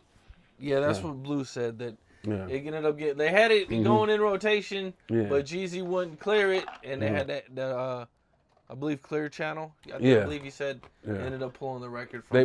They pulled the record from him, so Blue was very disappointed, and it was like, you know, from that point, you know, shit was going downhill, man. You know, we was on tour, maybe like, we ended up burying, we had to go all the way back to LA and bury Baby Blue. So we buried Baby Blue, and at that point, you know, shit was getting crazy. Meech, you know, wasn't sending money like that no more. And he sent money to bury Baby Blue. He buried Baby Blue. He did that. He buried Baby Blue. He sent money for that. You know, Meech's mom, she called and gave condolences, and shout out to Meech's mom. Love her. But yeah, after that, he kind of like dismantled the tour after that. He was like, man, everybody go back home. You know, Meech fucked up. We got to figure out. He was still out on the streets, Blue. And then I think Blue was in Vegas. I got a call. Blue was in Vegas. I got a call, and he was out there when I went to see him in Vegas. It was a magic show going on or something. And Blue was on the run. He was like, bro, they coming to get me. And I didn't believe him. He picked me up. I used to pick him up, and he used to be in my car, and he'd be in the back seat hiding out. This on his, like, when they came and got him. Cause they came and got Blue later. Somebody told on Blue. They came and picked him up later. So by the time I got word, like at the end of the like last, just being around the homies and shit, it was like Blue was he was on the run. You feel me? And he, you know, back in the MySpace days, he was on MySpace. No, his how he knew that they was on him. One of the Blue assistants in New York was on his MySpace page answering fan mail. And the feds hit her door, thinking that he was there. You know what I'm saying? So she called Blue like, hey, they just hit my door looking for you, bro. It's going down. So then he was in Miami. I mean, he was in Vegas. He was on Blue was on he logged into his MySpace page at his girl house. It raided his girl house. You know what I'm saying? They was on him. That's when he knew, like, it was going down. Like, then, like I say, shortly after that, they probably got him and sent him back to, you know, Atlanta. But yeah, man, this whole journey with money, like, I've been in this shit, man, and like through the beginning and end, like. How did you first hear that Meech got arrested or Meech was on the run? After we left Miami, because when we left Atlanta and went to Miami, around that run, we was out there doing we was out there promoting, doing clubs, Crowbar. You'll see it on the internet. You look up BMF Go Hard, Go Home, or Miami Beach. Right then and there, the feds was hitting our houses. They was pulling up, following us. We was at clubs. They was in the club. We seen informants in the club with us. We seen informants, you know. We seen these guys looking like police, only smoking cigarettes, not drinking, looking like police, looking at, you know, in the club, in their little section, looking at them like there's informants. He had a gift of gab at pointing out who was feds. You know, the homies, you could tell through their haircut, through the way they get down and what they doing, they out. We knew it was coming to an end. And Meech, he sat me down. Like, I remember like the talks he gave me, like I would sit down with Meech and he was giving me that story. Like, he was like, man, bro, he's like, that's one thing about me, this journey. He said it was certain people that I shouldn't have had doing certain things that I knew that will fold, you know, under pressure or whatever. And he was telling me that type of shit, and he was like, man, he said, one thing about when I go down, he said, I'm gonna do my, he told me, Blue, everybody, he said, y'all better do y'all BMF shit, cause I'm gonna do my BMF shit. And I guess that mean what y'all see right now with the TV show and different shit. He was like, man, whatever they telling me, he was like, whatever they telling me, I did. Yeah, I did it to the fullest. I'm accept it. You know what I'm saying? Whatever. I might put dubs on 10s. He told me, I don't give a fuck. They say I sold 100 bricks. I'm gonna say I sold 200 bricks. Whatever. I remember that talk. And he telling me like the reason why he kept me away from certain shit. He kept me like you know the up, you know the rise and fall of it. You know, just being around certain people, man. You couldn't help but to hustle and be around do certain shit. It was time Meech gave me money to go pay for something. You know what I'm saying? And the bill might have been $20,000, but he gave me $25,000 and told me to tip them an extra $1,000 and you keep the rest. And I used to be like, well, why you like to tip everybody, man? And he wanted me to. We was in the studio for like a week, and we ran the studio bill up to like 20 grand. You feel me? And we got street money. You feel me? And so he handed me 20,000 with crinkled up $5 bills, crinkled up $10 bills, all in rubber bands. You know what I'm saying? So I knew it was some real money. I knew it was some street money. You feel me? I knew this money didn't come from the bank. I knew this money came from some 100 smokers, 1,000 smokers, 1,000 customers or something like. And the hustlers put their money together to buy these bricks.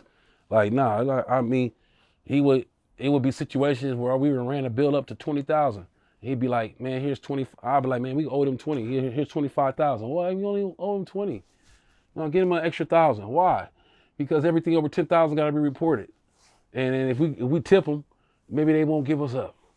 You know what I'm saying? Maybe they won't. Maybe they feel like, oh, I'm a part of it too. So like he had a cold strategy. You know what I'm saying? The greasing people and the getting people, even Blue Da Vinci to us to around. Like he always, whenever I asked Meech, like whenever I was around him, he didn't need no money. You know what I'm saying? He would pay for everything, from bitches to everything. So one thing about Meech, it was like whenever you would leave him, that's when you would get a payout. You feel me? And so I would be around the homies so much, like I was on salary. They put me on salary, and every time I would be with Meech, he would pay for everything. You didn't need no money, and I would get tired of that. I wanted my own 10,000 in my pocket, you know, and instead of my monthlies, I had to take care of my shit. I needed my own bread, so every time I would be around Meech, he would pay them niggas would pay for everything I asked for. They needed, it was there. You know what I'm saying? And even I come to find out that when you leave them niggas, they made sure you were straight too, because they wanted everybody that you came around and knew that you came from money. You feel me? So even when I would leave Meech and go back home, or I go to produce for other people, he made sure money wise I was straight. You know what I'm saying? And I had extras on me. You feel me? And that was one of his strategies to, you know what I'm saying, to being a leader and to keep having all these people around him like that, you know what I'm saying, over these years, you know what I'm saying, the Blues and us and the Gucci Mans and the Jeezys and the people that was around, the industry folks, and because he knew that science to, you know what I'm saying, to tipping people and, you know what I'm saying, making sure people were straight, you know what I'm saying. What was the most you seen him spend in one night? Oh man, I seen me spend like about 100 grand in one night at a strip club. You know, he threw out $100 bills, and he got ones, got 20s, and gave everybody money, and threw out just stacks of $100 bills. You feel me? Made it rain in the club. All that, making it rain, it came from us. You feel me? We was the first people in the clubs to throw extravagant money like that. You know what I'm saying? And so, yeah, like, I seen him spend a lot of money. I seen him go spend money in the club and the next day go buy a Bentley and go buy a fucking Rolls Royce. You know what I'm saying? One thing about Meech, he didn't sleep. So after the clubs, you want to stay up, because if you want to, he'll buy you shit, but you want to go shopping with Big Meech. That was one of our pets peeves. Like, you want to go shopping with Big Meech because when he woke up, he bought shit for everybody. Even if he wasn't there, he bought shit for you. You just couldn't pick it out. You know what I'm saying? So Big Meech would come home from the club and be up at 6 o'clock in the morning waiting for the the malls to open up so they can go spend some money. You know what I'm saying? And if you fell asleep, he came back with some shit. I bought you some J's. Here's some bread to go buy your own shit. You always want to go with him, man, when he was spending money, man. You know what I'm saying? Meech spent a lot of money. And he didn't give a fuck about spending money. It was tax-free dollars. We would go to Roof Chris and spend, our tab would be $5,000. He'll order filet mignon for everybody. You know what I'm saying? Drinks for everybody, whatever. The bill would be $5,000. You know what I'm saying? Pay that shit like, man, it's nothing. It's for everybody. You know, we was like a brotherhood, man. Like, I seen that boy spend some money. You know what I'm saying? Even he bought me cars. I lived in every trap spot. Like, he would do shit like he would leave me. Like, see, Meech they would be in Atlanta, and then we'll be out balling so much in Atlanta that see, Meech knew in his run he couldn't sit in one spot. He had to bounce around.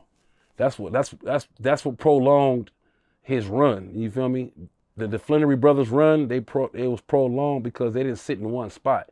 They bounced, they didn't sit in one trap spot. Oh, that's where I'm living, that's where I'm at. They come raise your shit, prove what, they will be here. They will recognize that, okay, we burning this town out, let's go over here. Let's go ball over here in Texas for a couple months. Let's go to fucking Miami. Let's go over here. Something happening over here, an all-star game, Freaknik, whatever. Like, you know what I'm saying? They wouldn't sit in one spot, you know what I'm saying? So, yeah, just seeing him live like that, man. Like, it was like, now that he got legal money, he can live and maybe enjoy himself, you know what I'm saying, with his legal money, you know. But far as like the way we was living, we couldn't really, you know, he would leave me in the spots. You had to have people. Like everybody be like, oh, Big Meech is the face, and he was only it was other people. Like, he would have to leave. I would be left in a trap spot to take out the trash. One thing about Meech, like, none of our trash couldn't be took out with the trash because the feds hit trash cans. So we had to be paid. I was paid money, and people was paid money to go around to all the houses that we had in Atlanta to take out all the trash, to make sure when the trash went out, all the trash was empty. No bags with residue was in that motherfucker. You feel me? Or, you know what I'm saying, dumb shit that somebody might have threw in the trash or something. You know, left something in the trash to get the feds a reason to create a fucking raid. You feel me?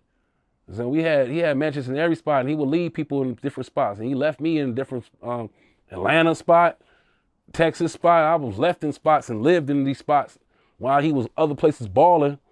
AS, feed the dogs. He had dogs in every spot. You feel me? That somebody had to be left behind to take care of them dogs. You feel me? Somebody had to be left behind to keep the grass cut. You know what I'm saying?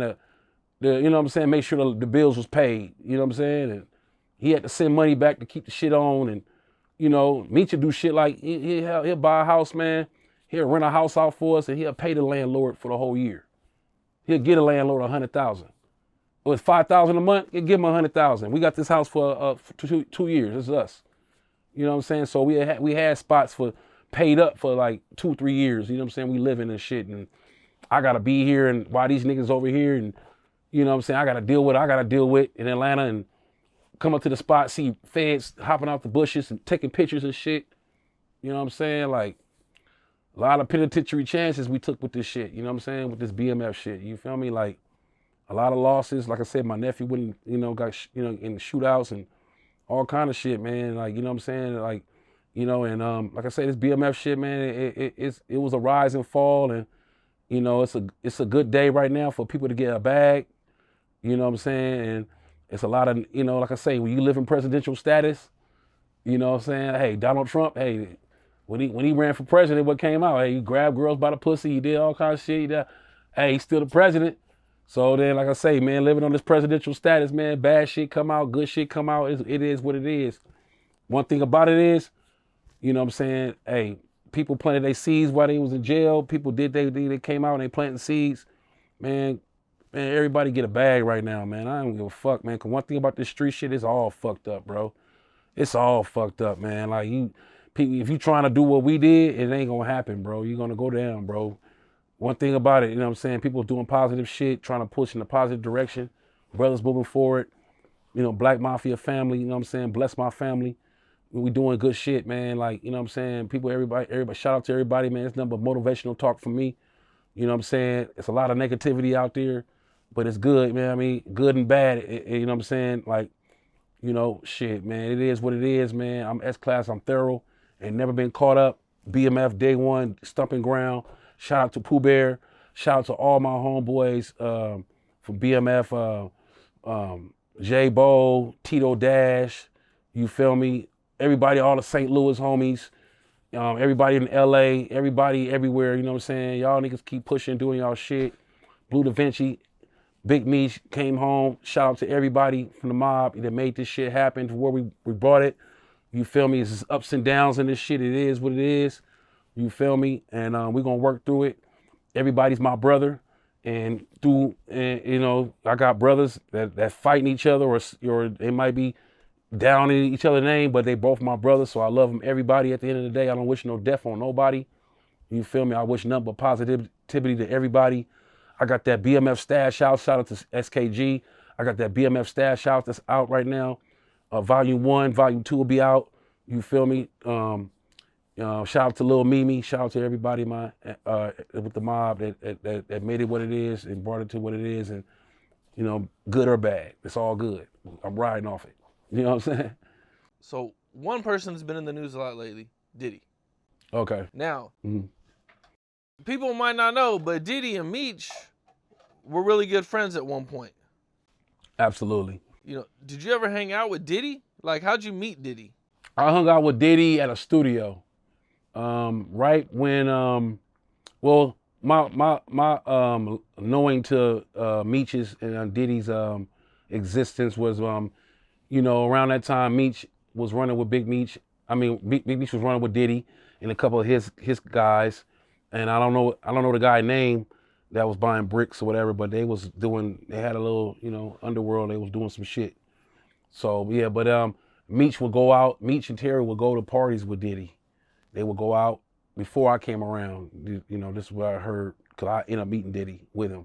So yeah, what I got was, yeah, Meech and them, they used to go to parties with Diddy and shit. Sometimes they would provide security for him. They would, you know, give him Wolf, and going back to Wolf, you know, them guns and, you know, provide security for that night. Meech would go out and party, and, you know, they had a good relationship. And right after I guess after that shooting with J-Lo and all them, what I heard was Meech kind of got away from that. You know what I'm saying? Because anybody that got the feds watching you, knowing Meech, what he do, he gonna get away from you. So if you're hot, so he got away from Diddy as far as like partying with him every day, because he knew that maybe them boys following him will lead to following him. So he got away from Diddy. We're in Miami at this time. This is probably Meech had broke up with T. This is maybe a month of us being in Atlanta. You know what I'm saying? We went to Miami because Meech, baby mama Tyra stayed in Miami. So Meech and Lil Mimi, when he was a baby, they stayed in Miami. So we would go to, Meech wouldn't bring everybody out to Miami because he didn't want people to know that that's where his baby mama and his family was resting.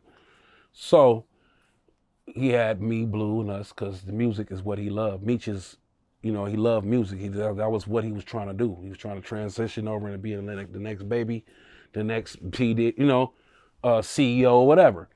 So we're at Circle House. We're at Circle House Studios. Circle House Studios is a mansion, and this is where Cash Money did all their songs. This is where Trick Daddy did all his some of his early stuff.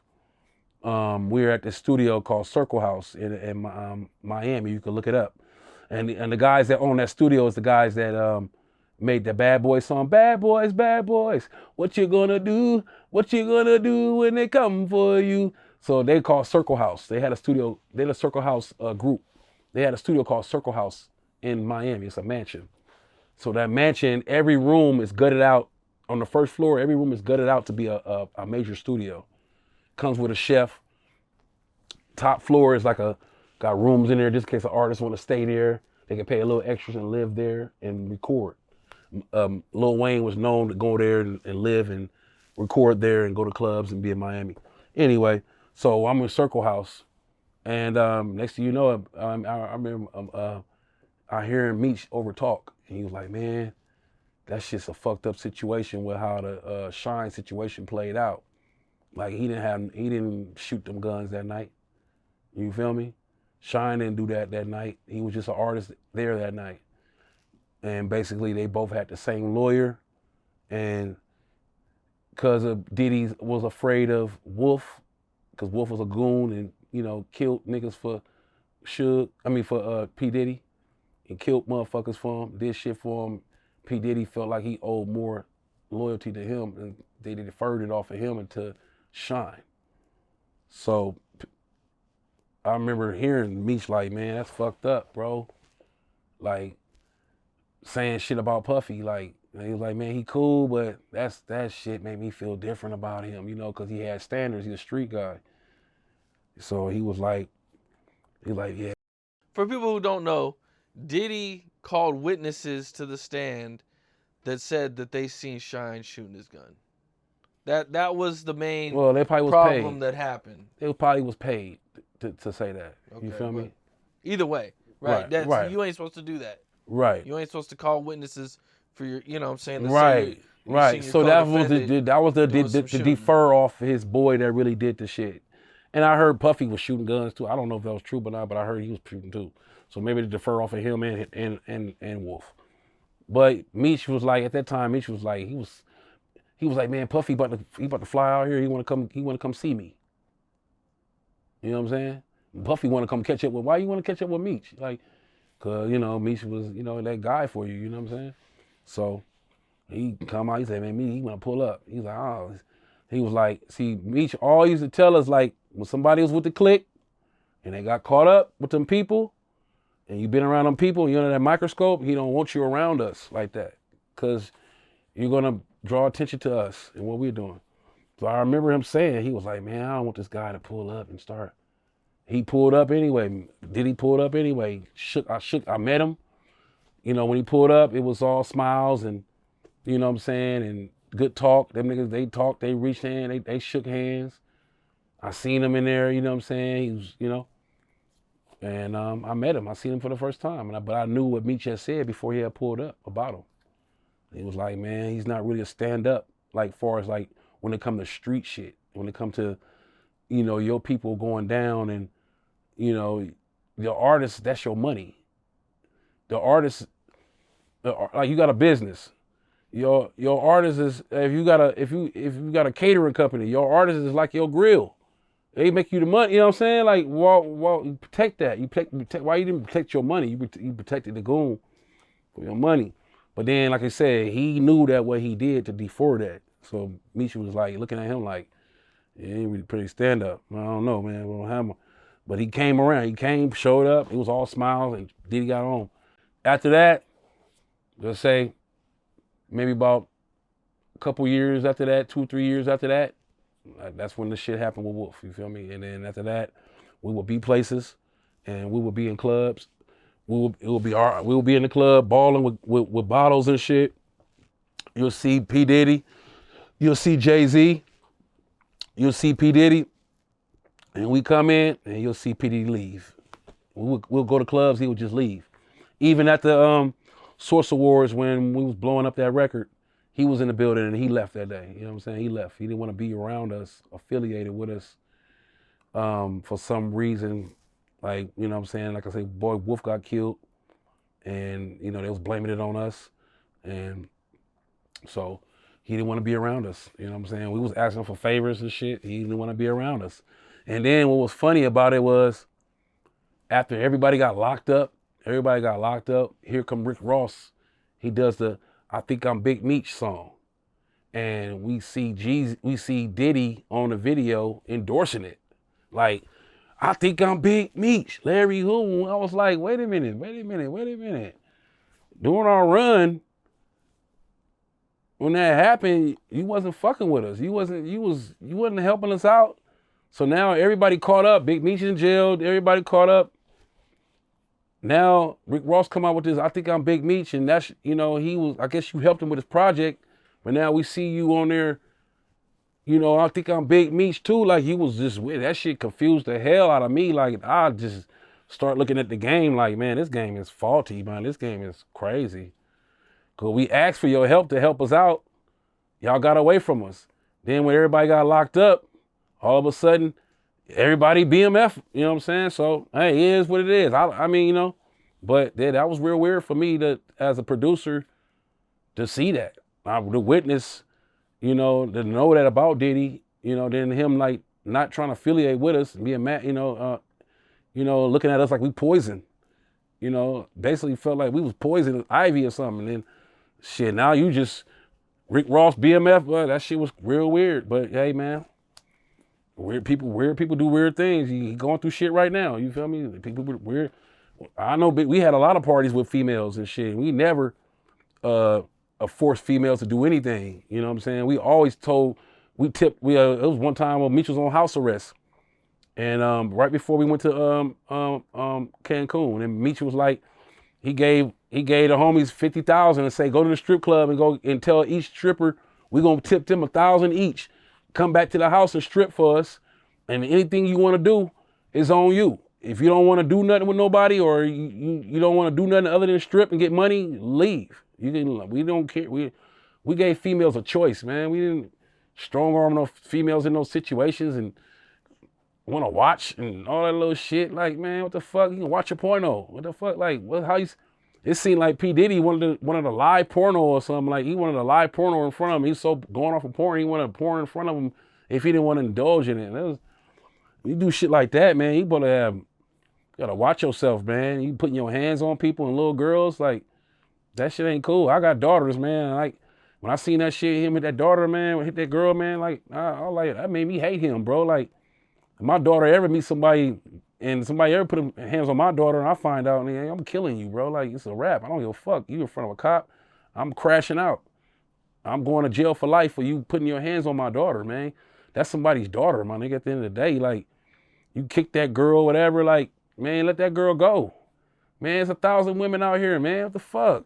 Like, that's dumb right there. That's dumb as fuck, bro. Like, it is what it is, though, with y'all, with that shit. But we don't roll that way. And Meech never rolled that way. You know what I'm saying? Or I'm pretty sure he went to some Diddy parties, but we was stand-up guys, man. We was sweethearts, man. The females loved us because Meech had a mom, man. He loved his mom, man. Like, nobody gonna shit on no females, man. We ain't over here trying to shit on a female at the end of the day. It's shitty females around, and it was, but we never shitted on nobody. Anything, we just escorted y'all. Don't come fuck with us no more. We cool. But yeah, that shit Diddy in, man, he going on. But yeah, like, we got a history with him. Like, Meech I met him, I was able to meet Diddy. Never hung out with him, you know what I'm saying? But I just noticed, like, me seeing from the out, you know what I'm saying, from afar, like, the beginning of me meeting him through Meech and do that shit with Wolf, and that shit was just like, now he BMF, and well, that's you said your guy got killed by one of us, like, or something. Now you back being like, right, that was fake. Like, but it is what it is, man. You know what I'm saying? Did you ever run across Lil Wayne? Did you guys ever hang out? No, I never ran. I seen Lil Wayne a lot of times, like in the clubs and shit. I'm just being out, being a celebrity. But no, never no personal situation with Lil Wayne. We was at a studio where when we was in Miami, we moved to a mansion that he used to rent. It was a mansion that was owned by Steve Morales, and they had an SSL up in the top in a second floor, and it was like Lil Wayne had did the Carter album there, and we was like, okay, we started doing our albums there and shit. And did you guys ever run across Jay-Z? Yeah, we ran across Jay-Z at a Miami Heat game. The Miami Heat was in the playoffs. One of them years, I forgot what year it was, 2007, 2008, one of them years, when we was in Miami. Oh, so Meech was already locked up then during this time? No, he was out because Meech was going. He didn't want to invite us to the. He had called box office seats. You could buy box office seats at the Miami Heat for the whole year. Oh, okay. So this was then. This was, 2004, I would say, or before 2005, right? Because no, Meech got locked up in 2005. 2005, so I would say maybe 2004, 2004, because it was at the close to the end. Cause it was at the year later. That's when we went to that's we got locked up. So I would say 2003, 2004ish. That season year, he had box seats at the fucking Miami Heat game, and Blue was fucking one of the cheerleaders. You know what I'm saying? Blue was fucking with one of the cheerleaders. He had made one of the cheerleaders his girlfriend and shit. We at the box office seats, and one of the cheerleaders is waving up to us, to Blue, and there, and all of us like, "Hi, baby." We waving back at him. Everybody looking like, "Who's he waving to these niggas at?" But yeah, we had box office seats there. So one day, you know, we see Jay-Z. He's sitting with Beyonce. They sitting in the little thing, and this was like maybe like I say, Jeezy had just signed his deal. This was right before he dropped Trap or Die, and Jay-Z was helping Jeezy with Trap or Die. You feel me? So Blue was like, he had got a battery in his back. He was like, oh shit, he fucking with Jeezy. Maybe he can get us a situation. Let me go talk to Jay-Z. You feel me? So when he went up, I went with him. Like I said, I was like, let me go with him. Cause I had just produced Benny Siegel. I had did Wanted Dead or Alive for the Becoming album. So maybe the Becoming album was out already. And cause at that time, that's when Benny Siegel was, and Jay-Z was kind of like feuding, because he was mad at Benny Siegel for doing like, getting, about to go to jail or whatever. So one of my records got picked up on the album. So, but I was like, man, I said, I'll go with you, man. I could just tell Jay-Z I'm the producer that produced on, I produced for the Wanted Dead or Alive record. I'm producing for you, Blue. Let's get a meeting. Can we get a meeting? You know what I'm saying? So that's why. So we came down from the box offices, went up to him. Blue shook his hand. He was like, Jay-Z, I want to get a meeting with you. Woo, woo. He was like, yeah, I heard about Jay-Z. Was like, yeah, I heard about y'all. And then Blue was like, well, is y'all scared of us? Why y'all scared of us? And Jay-Z was like, we ain't scared of y'all. He just, y'all got a lot of, controversy with the drug selling in the dark world, you know what I'm saying? And I remember telling Blue that, you know what I'm saying? And Blue was like, but he still was like, I'll take a meeting with y'all, so it never happened, you feel me? But yeah, that was my first time meeting Jay-Z, man. Like, I met Beyonce years ago. I had a publishing deal with Hitco, Hitco. I met Beyonce years ago, maybe like before I even went to Atlanta with Big Meech.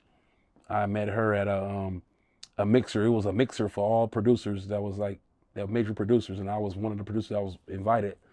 And I met her, and she was just telling us that she need publishing on this record and this record. Don't matter if she produced it or write it.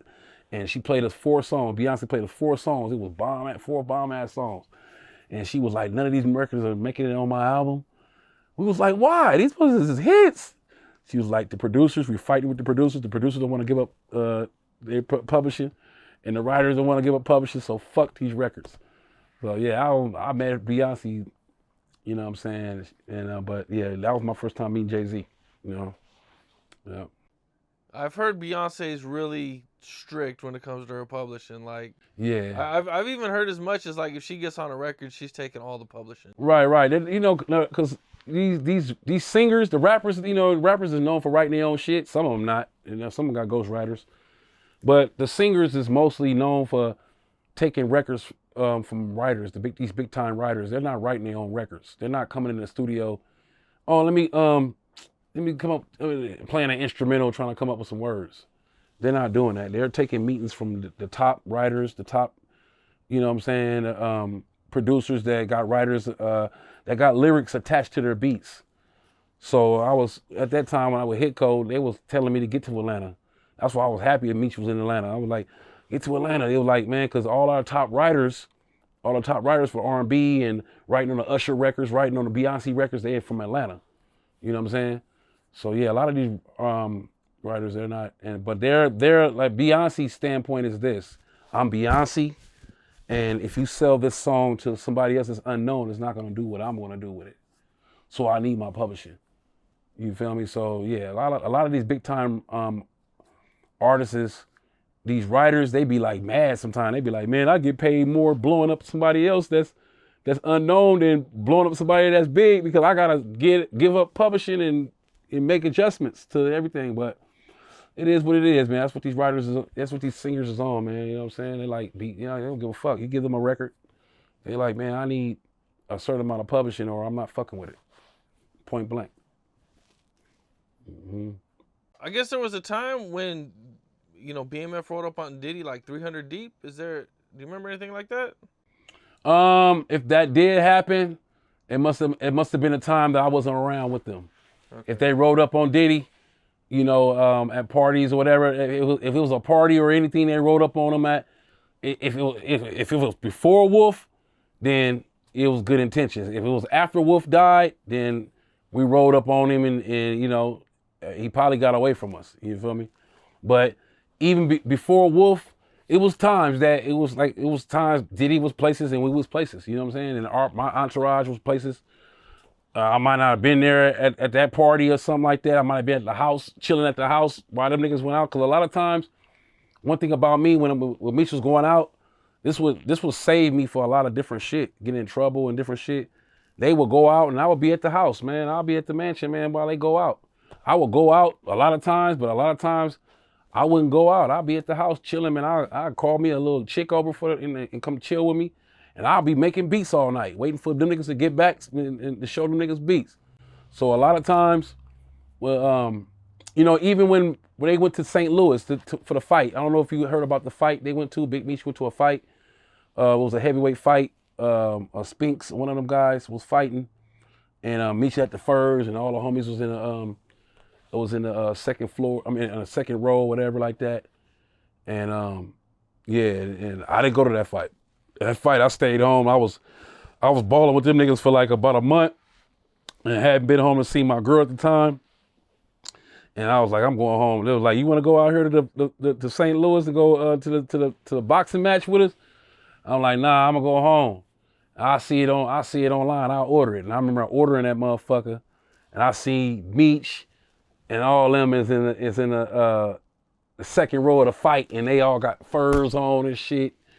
And you'll see, if you see a picture with him and Nelly online, you'll see a picture with Big Meech and Nelly. Meech is in a fur, and you see Nelly like Nelly like you know what I'm saying, like damn, y'all niggas is clean, like, you feel me? So that was like, yeah, like a lot of times, like I say, a lot of times that's what saved me, man, for being fucked up out here, bro. Like, I would have my own shit. I was a leader. I wasn't a follower. I would be with the homies, but I had my own shit going. I had my own music shit going on. So I would lead them. I would leave and come back. You feel me? And sometimes they would go out. I'll be like, man, I'm staying home. They had a big ass mansion, and it was a gang of niggas in the mansion all the time. So for my way to enjoy the mansion, it was when they went out sometimes. I was like, man, I'm in a mansion with like Blue. They got girls. They got niggas. I'm getting kicked out of rooms because I ain't got a girl. They want to fuck a bitch or something. That was the rule. If you have a girl, you got to get out the room. Even if it's your room. If you didn't have a girl, you got to get out and let the homie, you know what I'm saying, have fun with his girl. So a lot of times, you know what I'm saying, I didn't have a girl. You know what I'm saying? I'm in my room and like, S, you borrow your room, man. Come on, man. I go to the studio and go to sleep in the studio while they knock her down in my room or something. You feel me? So a lot of times, bro, they used to go out. I just be like, man, I'm staying right here, bro. I'm gonna be right here till y'all come home. You feel me?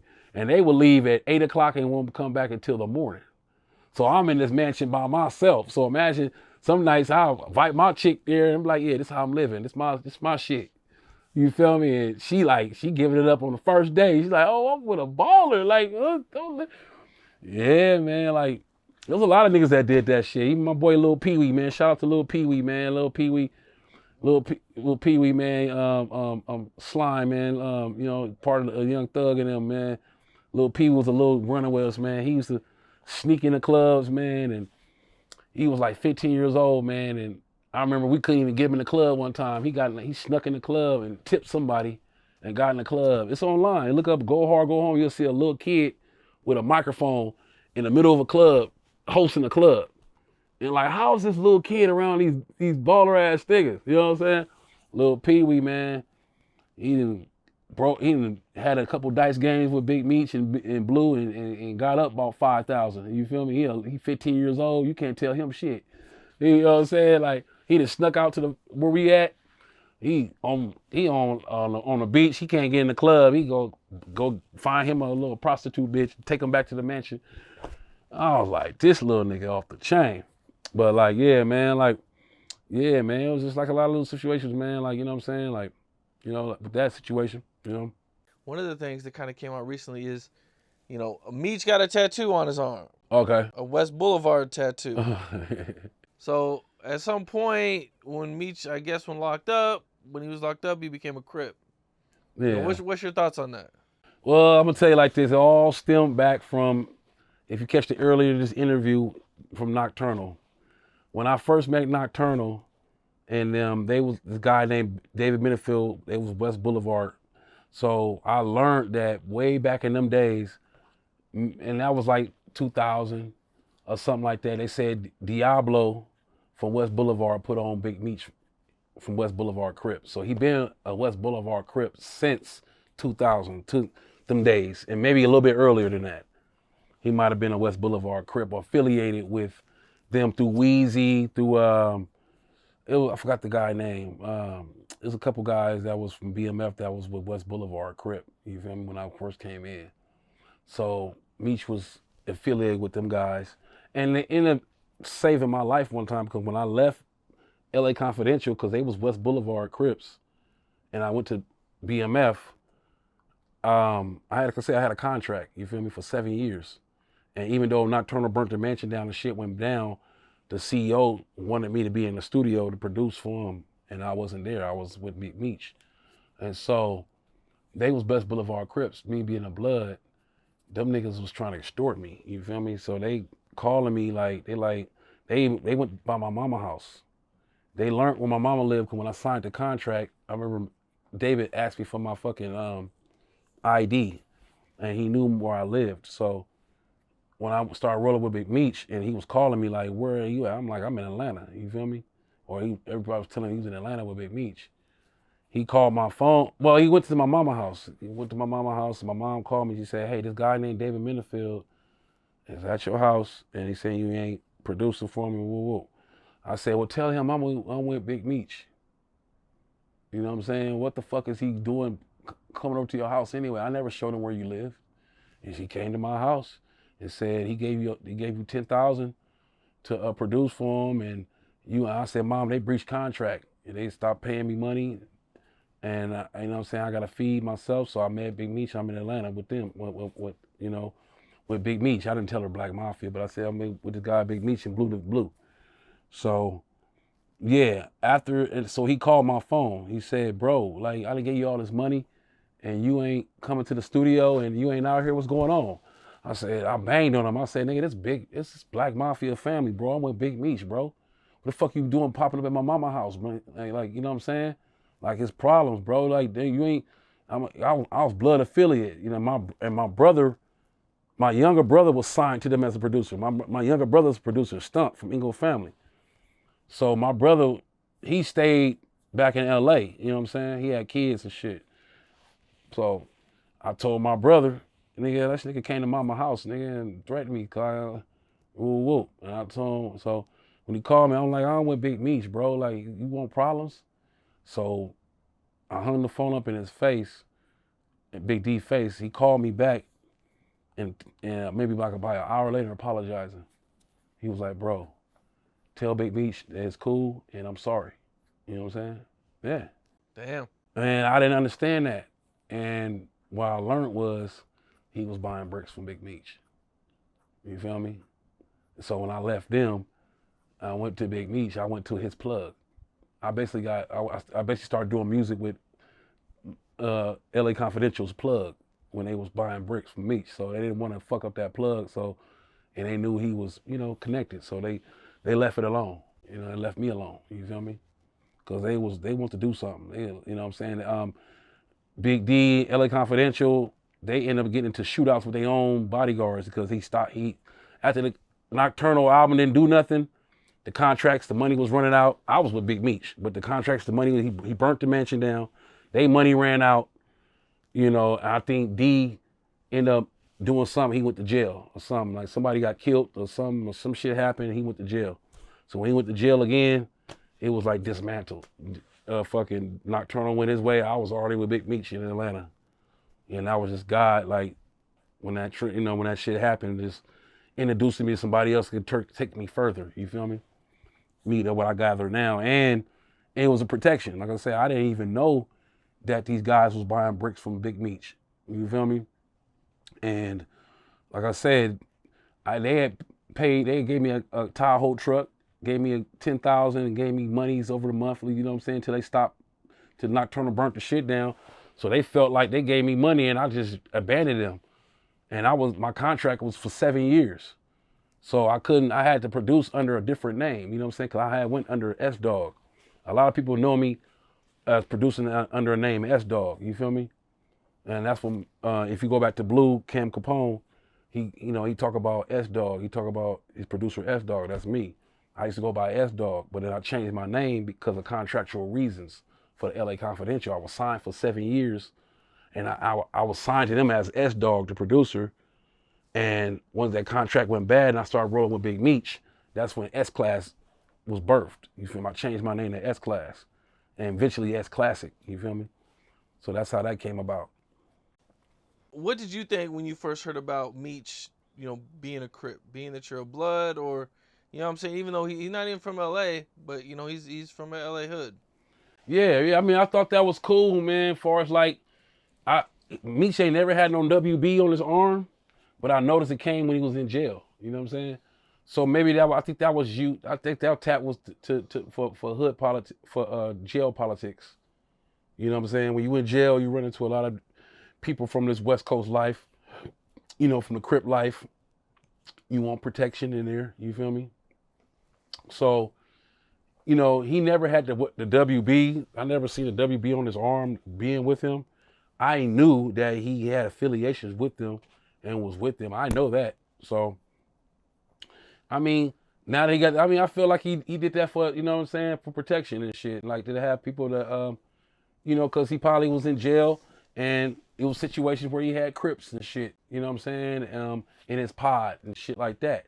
And I know Big Meech. He's the type of dude, I heard stories like he was in his pod, he put in $100 on everybody's books. You feel me? Just so you could protect him in there. He's like a natural born leader, you know what I'm saying? So anywhere he go, he gonna make sure people are straight. So what you become a gang leader in there. You feel me? In jail, you know what I'm saying? When you in jail and you taking care of people that live by you to protect you and shit. So yeah, that's where that came from. The West Boulevard, it came from like his days of being with them, but you see it now because maybe his time in jail, he needed that to, you know what I'm saying, for protection and to ride the car that he was riding. You feel me? Yeah. I think it was cool. I think it was necessary for him to do. I think his affiliation with them, him putting that on him is not a violation. I don't think that's a violation for him put that on him. I think he just did more so of that. You know what I'm saying? To just for for the politics of it. You know what I'm saying? To have he probably was in a pod somewhere. He was in Northern California. You feel me? It's probably been ex-Crips up there, ex-people up there, and you want to affiliate yourself with where you came from. And he was a goon from Detroit that came out here. So when you in jail, you trying to, people want to know your identity, different shit, you know what I'm saying, do different situations. And he probably was like, yeah, I'll roll with the Crips. I'm West Boulevard Crip. And he had the tat put on, like, fuck it, I'm going to have it put on me, fuck it. Was he ever claiming it when he was out here? Did you ever hear about it? Or Meech wasn't a person that was like, what's up, cuz? Like, what's up, cuz, Crip? Like, every other word, cuz, and every other word is C, and you avoid B words and shit. Nah. When I met Big Meech, he wasn't so cripped out and so gang banged out where it was in his lingo. You feel me? He still sounded like a nigga from Detroit. You feel me? Even years of being out in LA, he was never. No, I didn't. I knew he was from that area. I knew Boo Rider. That's his name, Boo Rider. Boo Rider from West Boulevard. you know, Boo Rider, they all, you know, his affiliation come from them, and you know, Wayne Joyner and his sons and them, and all them. And like I say, you can't discredit a person that's you made money from a neighborhood. You feel me? He made money for that neighborhood.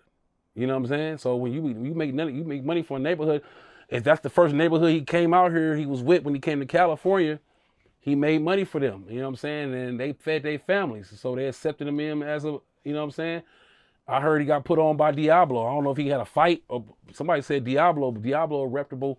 Diablo was one of our bodyguards at LA Confidential when I was in my LA Confidential days. Diablo gave me a gun when I was living in the Watts. I didn't have no gun, and I was living with them when I was living in Watts, and he gave me a gun, and, you know what I'm saying, to make sure I was straight. Diablo, they said Diablo had put on Big Meech. I don't know the facts about it, but Big Meech, he was around him, and I think he was qualified to be able to claim it, you know what I'm saying, as far as to making money for him. And I'm pretty sure he wasn't doing all drive-by shootings and going on missions and shit. He was a different part of the hood. He was like, he financial part of the hood. He got these niggas balling. You know what I'm saying? So he automatic. Like, they probably, you know what I'm saying? If he got put on, he got put on. I mean, you gotta fight niggas get put on. So if he got put on that way, I wasn't there. But I heard that even Blue said that he got put on by Diablo. Yeah. Well, one person we kind of touched on early in the interview was Nipsey Hussle. Right. So, you being from Inglewood family, him being from the 60s, Mm-hmm. you know, how did that work out, you know, and what made it cool for you guys to be able to work together, being that your hoods are rivals? Man, it's crazy, man. It all stemmed from Key Rock, man. Remember back when I told you that fight we had with Suge Knight, and Key Rock from 60s was part of his label. So my affiliation with Nipsey Hussle came from Key Rock, man. Years later, and Corrupt, Dog Pound. I was with Corrupt when he they had a shootout and Lil Draws got killed in Glendale. I was there, so I knew Corrupt from since then. But Nipsey Hussle, like I said, after the BMF era, Nipsey Hussle, like I said, he was trying to be like Black Mafia family. He was trying to have his entourage and them be successful like us in the streets. And I remember I had a studio in Hollywood, and Key Rock had brought Corrupt to the studio to do a song, and this is like maybe like before I went to Atlanta heavy. So this was like maybe like 2000, 2001. So I had a studio, and like I say, Key Rock had brought Corrupt to do a studio in my studio, and his nigga had fucking like 8, 9 Crips with him and shit in my studio. And at the time, my partner, we had a studio we shared, and he left. He had to go home. He was like, "You gonna be all right, S?" Because he knew I was from Inglewood, and I was be around all these 6'0" niggas.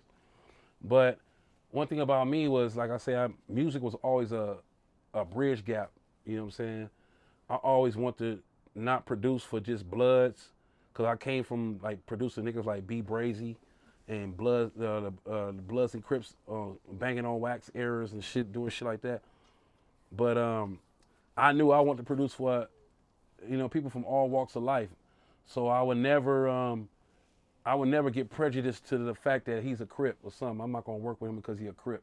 You know what I'm saying? Or a person because he was a Crip. You know what I'm saying? Even like stemming from LA Confidential, that was a Crip label. You know what I'm saying? I'm a Blood being signed to a Crip label. So I knew how to be around Crips. I was a Blood that knew how to be around Crips. And I got family members that's from 6'0". I got my brothers, all my brothers initially from Inglewood family. Then I got cousins that's from Overhill 60s. Shout out to Monster, my cousin Shad, you know what I'm saying? Sandra and all them, you know what I'm saying? They got kids by niggas from 6'0", Overhill ballers and shit. So I always had people from over there. If I had to pull my politics, I would pull them, but I never did. So yeah, going back to Nipsey, like I said, he was a little kid. He was a teenager in my studio at that time. You know, when Key Rock had brought him, I was doing a song with Corrupt. He was a little kid in my studio. He was one of them Crip dudes that was in my studio. Nipsey was young. So at the end of the session, make a long story short, I gave, it was Cobby Supreme. I don't know if you heard of Cobby Supreme. That Nipsey Hussle always shout about Cobby Supreme. Tiny G Bob from 6'0". Speedy just came home. My boy Speedy just came home. Was cool with G-Bob, my boy Speedy. Got to give it up to Speedy. Can't leave Speedy out. Speedy had them, was over there with me. You feel me? It was over there with me at the studio. And they ended up working, doing a song. We did a song called On the Brome or something like that with Kitty Rock. And they said Nipsey. So at the end of the session, make a long story short, I gave G-Bob a CD, a beat CD, with like 9 of my beats on there. So maybe about 2 years later, they seen Nipsey, Nipsey Hussle, whatever. He was around them, and he got my CD somehow through G-Bob, and he had recorded Hustle or Huster on Bullets Ain't Got No Names. If you look up Hustle or Huster, it's produced by me. He had got that beat. I had produced for Nipsey before I even met him. I mean, before I could say, he was in my studio as a kid. I didn't know who he was. We didn't even know who he was. We wasn't even tripping off of him. We was there for Crip and Kitty Rock, but they was there. So G-Bob gave somehow Atlanta. He had Nipsey Hussle had got my beat CD and recorded Hustle or Huster. So I still didn't know him at the time. He had recorded one of my songs. So then I had a manager named Jabari Ali. Shout out Jabari Ali. You know what I'm saying? Was my manager at the time. He knew Nipsey Hussle. He was like, man, I know this kid. He got a deal on the table with Sony Records. And, at that time, I was trying to place records on artists that had deals. You know what I'm saying? So I went and met Nipsey at his apartment. And he was staying at the Grove, by the Grove in Hollywood. He had an apartment across the street from the Grove. So I went and met him in the Grove, and this is how we did our second song. We did Speak My Language. You look up Speak My Language, produced by me, Nipsey Hussle featuring Lloyd Banks and Corey Guns. That's the second song I did with Nipsey. So yeah, I met with him at his apartment. I gave him that beat, and I was like, bro, you dope, man. You know what I'm saying? I heard the mixtape, The Bullets Ain't Got No Names, and he said he had a deal on the table for Sony Records, and he ended up losing that deal. You know what I'm saying? I think Big U was somehow involved in the negotiations at that time, and they dropped him. And Nipsey was supposed to give me $10,000 for the record. We had negotiated. My manager was telling him I produced for Eve, a lot of different people, and my rate was $10,000 to $20,000 for mainstream artists for my production. So he took my beat and he was gonna put it on his album, and he ended up getting the deal dropped. So never got paid for the beat. Years went past. I had worked with Nipsey, did more songs with him and G-Bob. And after that, like I said, I was one of his, he was always telling me, he was like, man, S, when I get on, all my producers gonna be straight. You're gonna be my day one producer. You're gonna be my, you know what I'm saying?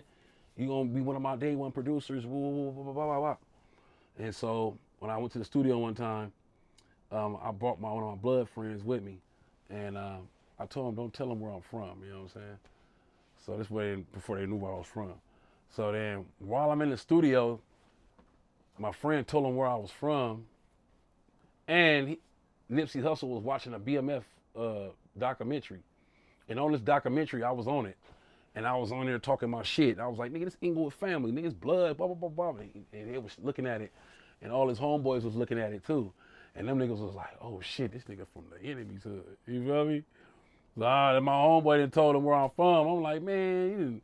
But they not tripping, you know what I'm saying? They just like, oh shit. A couple of his homies like, they looking at shit. Like, okay. But they see I'm not no threat. So they just, it went the other way, man. You feel me? Like, he was cool with it, you know what I'm saying? Like, he wasn't no like, oh, he from over there. Like, he invited me to the studio, but whenever I came back around, he was like, come by yourself. Yeah, he definitely said that. He's like, S, come by yourself. But when I learned later, that he had his sister got a baby by one of our friends. Scheme. You know what I'm saying? So, but he seen I was into the music more than like the banging life. You know what I'm saying? You could feel that. You know what I'm saying? And so, it worked out, man. Like, you know what I'm saying? And I ended up producing more songs for him. I did J Stone for him. You know what I'm saying? Now, me getting paid for the music I did for him, I never got paid from it, but he ended up, like I said, when he ended up dying, he was maybe like a month before he died. I was supposed to be on a Victory Lap album, but I was in New York fighting a case. So I was out in New York, and the Victory Lap album, he didn't want nobody to send no beats. He wanted people to come in and make the beats. So he was like, S, I got this formula. I got all my producers coming to the studio to make beats. He was like, don't send me nothing. Kitty Rock had called me on three-way with him. And I was like, bro, when I beat this case, I'll come out there and finish, you know what I'm saying? Or I'll get on the next one. I ain't tripping. I'll be on the next Victory Lap album. I ain't tripping. You know what I'm saying? So then he passed away. And we was supposed to eventually, settle on the songs. The song that I did with him, he ended up putting them out anyway. Black market, on the underground. So I never got paid from it. But what ended up happening right before he died was Black Sam and them, they repackaged up the Bullets Ain't Not Got No Name series. And so now they repackaged it up. I'm trying to get with them to try to handle my business because I feel like it's not fair that I can't do no more songs with Nipsey Hussle, and the only history I got with him is the songs that we did in the past. You know what I'm saying? And the songs I did in the past is the songs that I got to hold on to now, because Nipsey Hussle only got one industry album. All his mixtape songs became his catalog now. You feel me? They're his catalog, forever his catalog.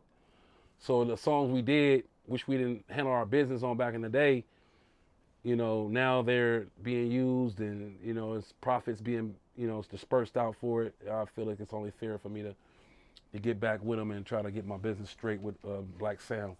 But yeah, like Nipsey Hussle was like one of his day ones, man. Just like even through this industry, through the 2 Chainz, from 2 Chainz, the Jeezys, the Gucci Mans, I was involved in a lot of these guys' careers early on in, man. You know what I'm saying? And planted seeds and laid bricks.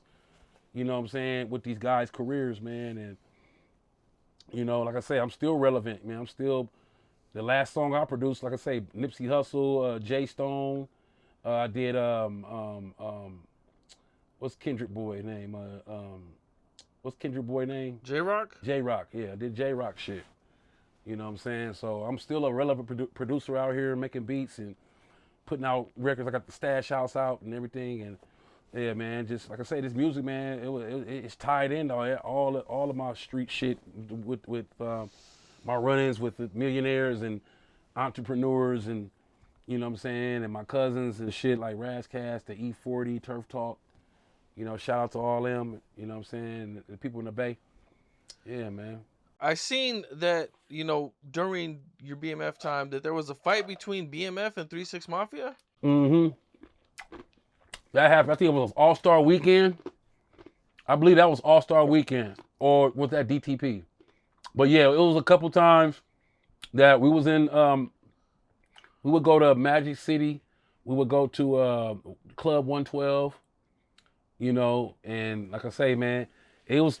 We had fights for a lot of people, entourages, man. Like, you know what I'm saying, going in VIP, stepping on somebody's shoes, somebody pushing you, saying "fuck BMF," and then. Now we busting these niggas over the head with bottles. Like, I mean, a lot of times, I don't remember, like, not one time or hearing stories about we lost. You know what I'm saying? Like, God was with us. Like, we had a fight with Big Boy Security. Big Boy Security was at 112. And like I say, we all got bottles, and them niggas is big. They all big, and the bottles became a weapon. Like, we ended up busting niggas over the head with the bottles, man. And we had a lot of fights. We had to kick ass and take names, man. Being out there in Atlanta, being some out-of-town niggas, being in a state that we wasn't from. People seeing us ball in their city like that, they didn't like that shit. 3 6 Mafias and them people, they didn't like to see us dope boy niggas coming into the clubs looking better than them, balling harder than them. They supposed to be these big-time rappers. They got one bottle in their section, but we all got bottles, and we all got chains on. And we're nobodies. And we used to embarrass people, man. We used to entourages, man. It was like a lot of rap people, a lot of people getting jealous, man. Like, of us, man. You know what I mean? So how'd it go down with 3 6 Mafia? Well, basically, like I said, we was going through VIP. Somebody stepped on somebody's shoes. Somebody was talking shit. You feel me? I mean, do you remember, fighting any of them, or specifically? I remember the homies being in front of us. They going into their entourage. And then it was just a scuffle, man, like between bodyguards and they bodyguards and shit. And I'm in the back, I bust a nigga in the head with a bottle, bow, like, you feel me? And I'm seeing Juicy J and you know what I'm saying, Project Pat, different motherfuckers, man, you know what I'm saying? They clicking shit there, man. It was shit crazy, bro. Like, Yeah, it was like them Tennessee niggas, man. It wasn't like they was knocking niggas out too. They hit a couple niggas over the head with bottles and shit. You feel me? But other than that, like yeah, it was a lot of times we ran into entourages. Like that was just one example. Like I wasn't there when the stem of it, but like you getting in the club, you imagine just going to the club, it's like 100 of y'all, and then all of a sudden you see your boys fighting. You jumping along with it. You don't give a fuck what happened. You know what I'm saying? I believe like we was going to their section or something like that, and you know we deep in shit, and people telling them, oh, you know, sometimes maybe they might have been in our section. You feel me? And we in the club now, like no, get it. It's our section. It's us. Fuck y'all. You know what I'm saying? It's like a lot of shit stemmed from that. And I think it would kind of stem from shit like that because we was walking into the VIP area, and the next thing you know, niggas would start fighting. And all I know is I'm grabbing a bottle and I'm hitting motherfuckers too, cause they bodyguards was bigger than us. But we won that fight through the help of the bottles, you feel me? Like niggas was fucking laid out. We got the fuck up out of that motherfucker though, you feel me? Go to the next party, you know what I'm saying? Like All-Star Weekend, we got to a DTP. A little bit of T.I. people we had gotten to it with one time. It was a fight. We ended up helping T.I. in the fight, scuffle. A lot of fights, man. What happened with T.I.? You guys helped T.I. in a fight? Yeah, T.I. had gotten to a fight out there, man, with some guys from his city. And we ended up fighting with him, alongside with him. You know what I'm saying? It was some bankhead goons or something. I'm not sure where they was from, but like T.I. guy, he talk about it too. He talk about, you know what I'm saying? He elaborate with it. If y'all want to call my, you know what I'm saying, my facts on it. Yeah, T.I. elaborate on it. He elaborate with being with Big Meech, and he getting into it with some people, and Big Meech and end up like, you know what I'm saying, like helping him out. Like, nah, come on, we together. Like, you know what I'm saying? Yeah, like it was a lot of times, man. It was like fights with different people, man. And like I said, we had fights with Jeezy, man, when that shit got bad. You know what I'm saying? And you know, disturbing the peace, like a DTP or All-Star game. We had a falling out with them people, you know what I'm saying? What happened with DTP? So that's Ludacris people. Yeah. Ludacris, was he there or he wasn't there? They was at 112, I believe. 112 or one of these clubs. They was at one of these clubs we was at. I don't remember. It was way back in the All-Star game. That was like they had the All-Star out in Atlanta. I forgot what year that was. But yeah, man, like it got bad. 2 Chainz, he was going by Titty Boy at the time. You know what I'm saying? He used to be Titty Boy. So yeah, it was their entourage and our entourage. You feel me? We was going through this section, and you know what I'm saying? And it just, people were just like hate on us, man, because like I said, they'll be in their section, and they probably being trickled over to our section that we were going by. And then we buying it, we coming in the section, and they in our section. And then niggas is like, hey man, I gotta get up out of here, or vice versa. Like, oh, we right here. Somebody, and then fuck y'all. Who's y'all? We BMF. Fuck Black Mafia family. You feel me? So yeah, a lot of times, man, like that's where like it stemmed over shit like that. Like being at strip clubs, we throwing money, and they ain't throwing no money. You feel me? Somebody pick up a one or something, that was the girl money. The girl busting him out like, it's my money. Then we like, nigga, leave her money, leave her alone. Like, like a lot of times, man, we was kicking asses and taking names, man, out there, bro. Like, you know what I'm saying? Besides the DTP situation, did you guys ever run into Ludacris? I ran into Ludacris in New York at Quad Studio. We was in there recording. And he was cool. He was on his best behavior. He wasn't saying shit. Like I was in an elevator with him. I got in like Quad Studio where Pac got shot.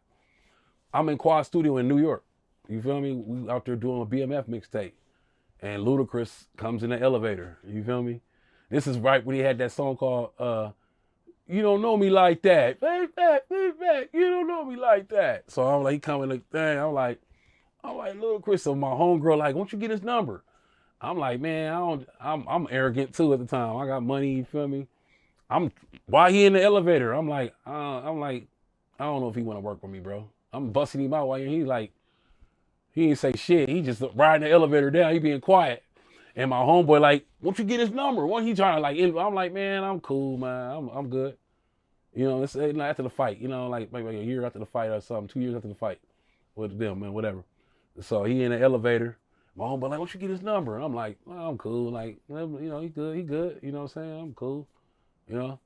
And yeah, I was waiting for him to say so. I really wanted him to be like, "Nah, man, it's cool." Like, but he didn't say nothing. He was just quiet. He was like sitting shoulder to shoulder next to me, and I'm saying all this to my homie. My homie like, "What you get his number?" I'm like, "Man, it's cool. Like, it's all good." I'm waiting for him to be like, "Nah, who are you? Will you make beats?" Like, he didn't say nothing. He was just went his way, went our way. You know what I'm saying?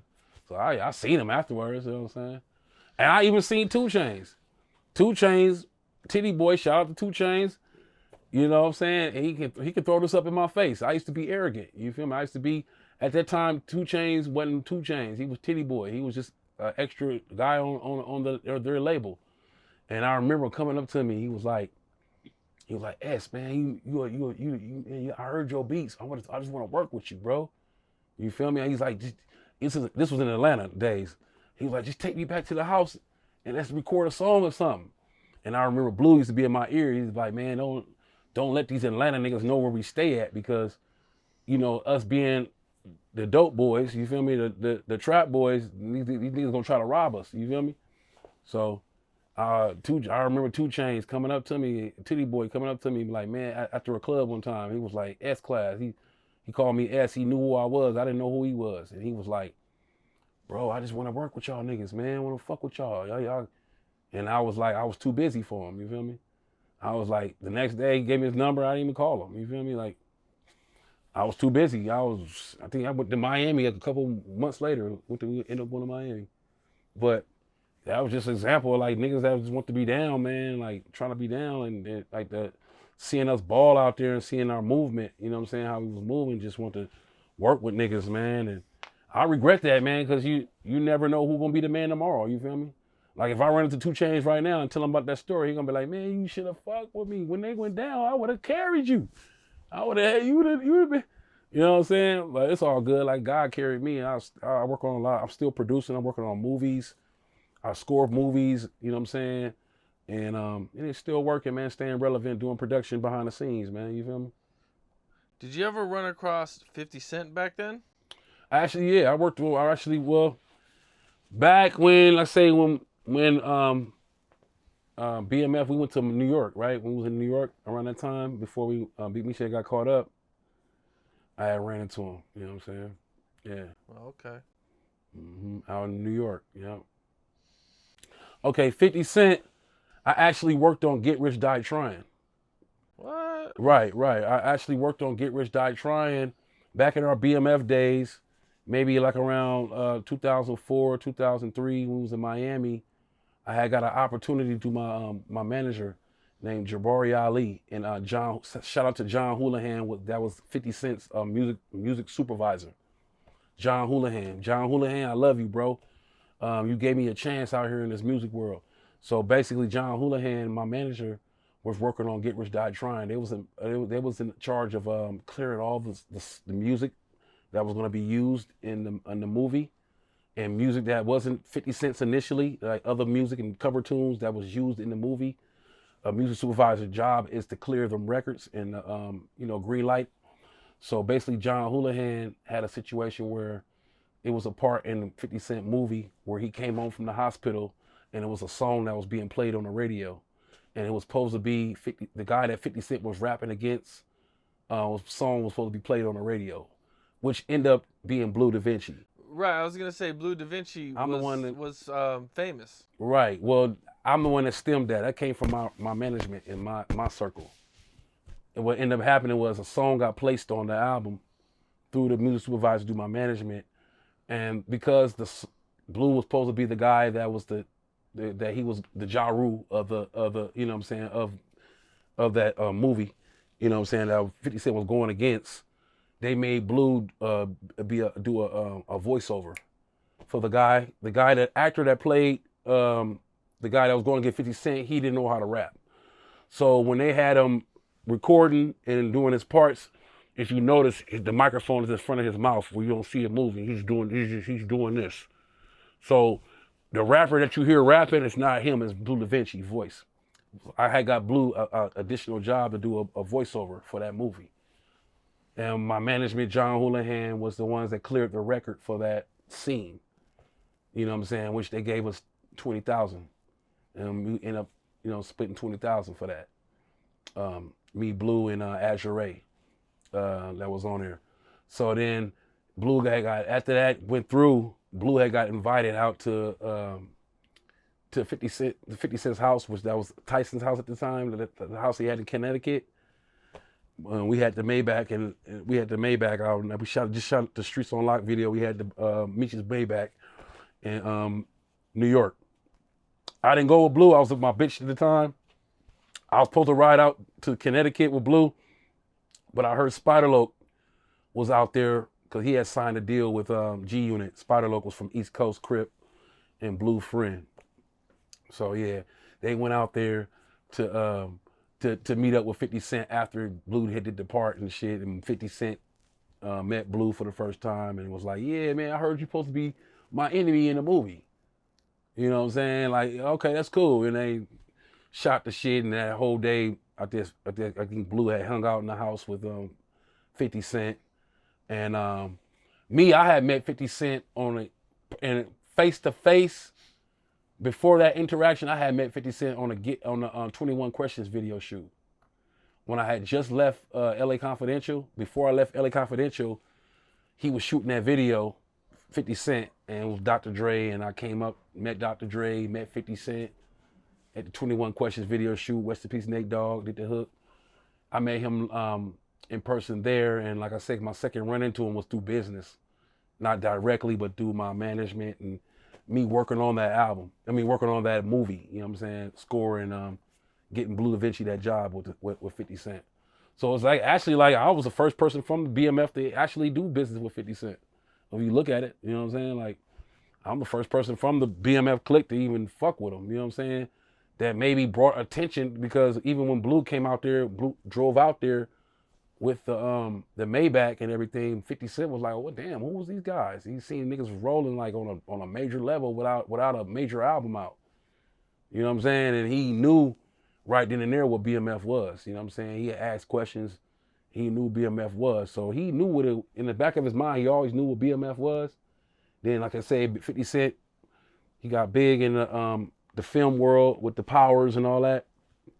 Low key, the power situation, the ghost situation is low key, kind of like how Meech was living. Like I say, he was a ghost, had houses and mansions and people's names, and was living like a ghost. Like, so, to me, 50 Cent been knowing about us for a long time, and some of his, I feel like some of his scripts is kind of like influenced off of the way we was living. You know what I'm saying? And what we brought to his attention. Yeah. Damn. Yeah. Shout out 50 Cent, bro. Keep doing your thing, bro. For sure. Let's start off, man. Let's go through your story and get to know you a little bit, man. So for the people who don't know, where'd you grow up at? I grew up in Inglewood, California, man. I was in church, man, doing music. My dad, I grew up in Inglewood family. You feel me? I'm a blood. You feel me? I through my family, my brothers, they was all bloods from Inglewood family. My dad had property through Los Angeles, and then him and my mom broke up. I moved to this property on the east of Los Angeles, was the Swans neighborhood, and that's where I met Blue Da Vinci, which he knew that Razzcast was my cousin. You said your family was all bloods. Yeah, my family was bloods, man. My oldest brother was from Inglewood family. You feel me?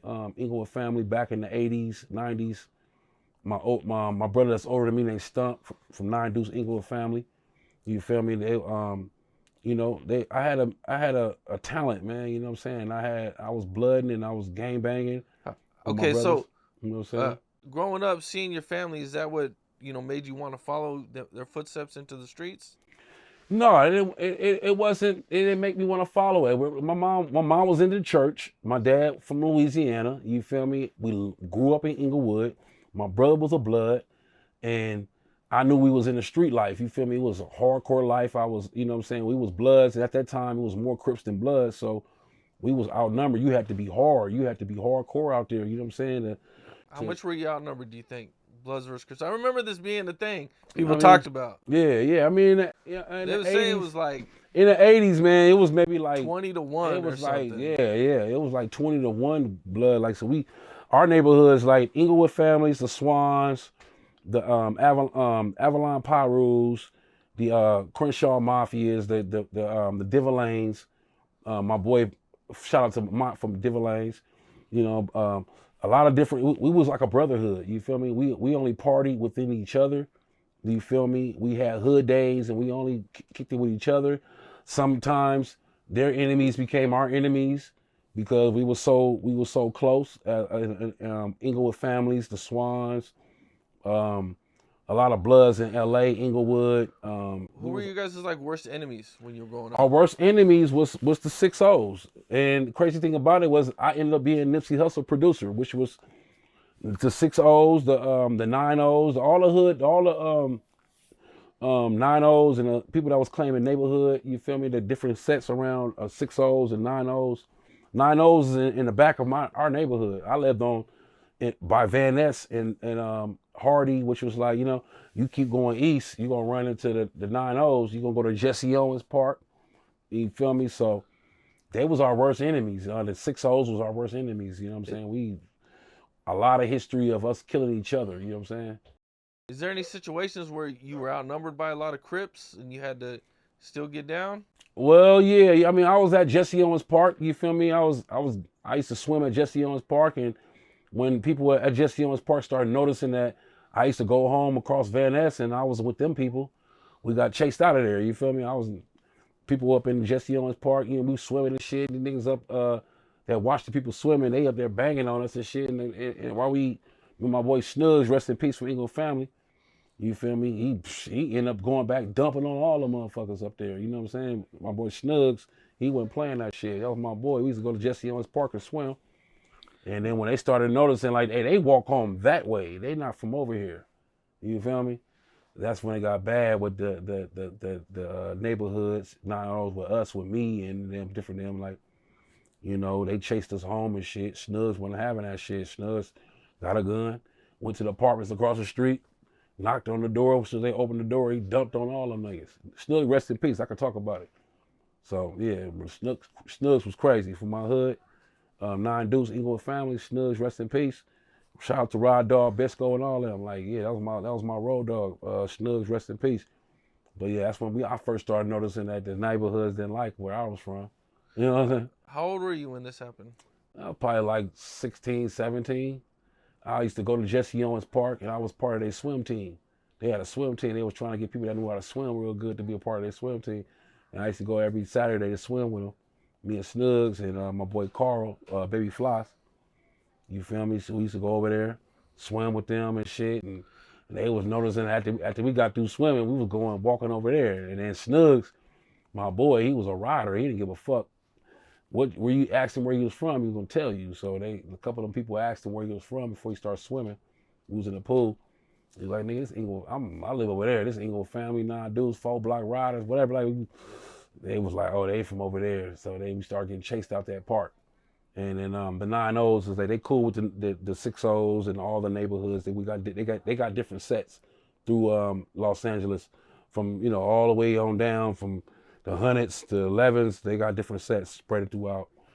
And they party together. We party together. It was like a brotherhood. This banking shit was like a brotherhood. You feel me? People party together. Our blood niggas, we partied with the Divalanes, Crenshaw Mafias, you know, other bloods. It was outnumbered.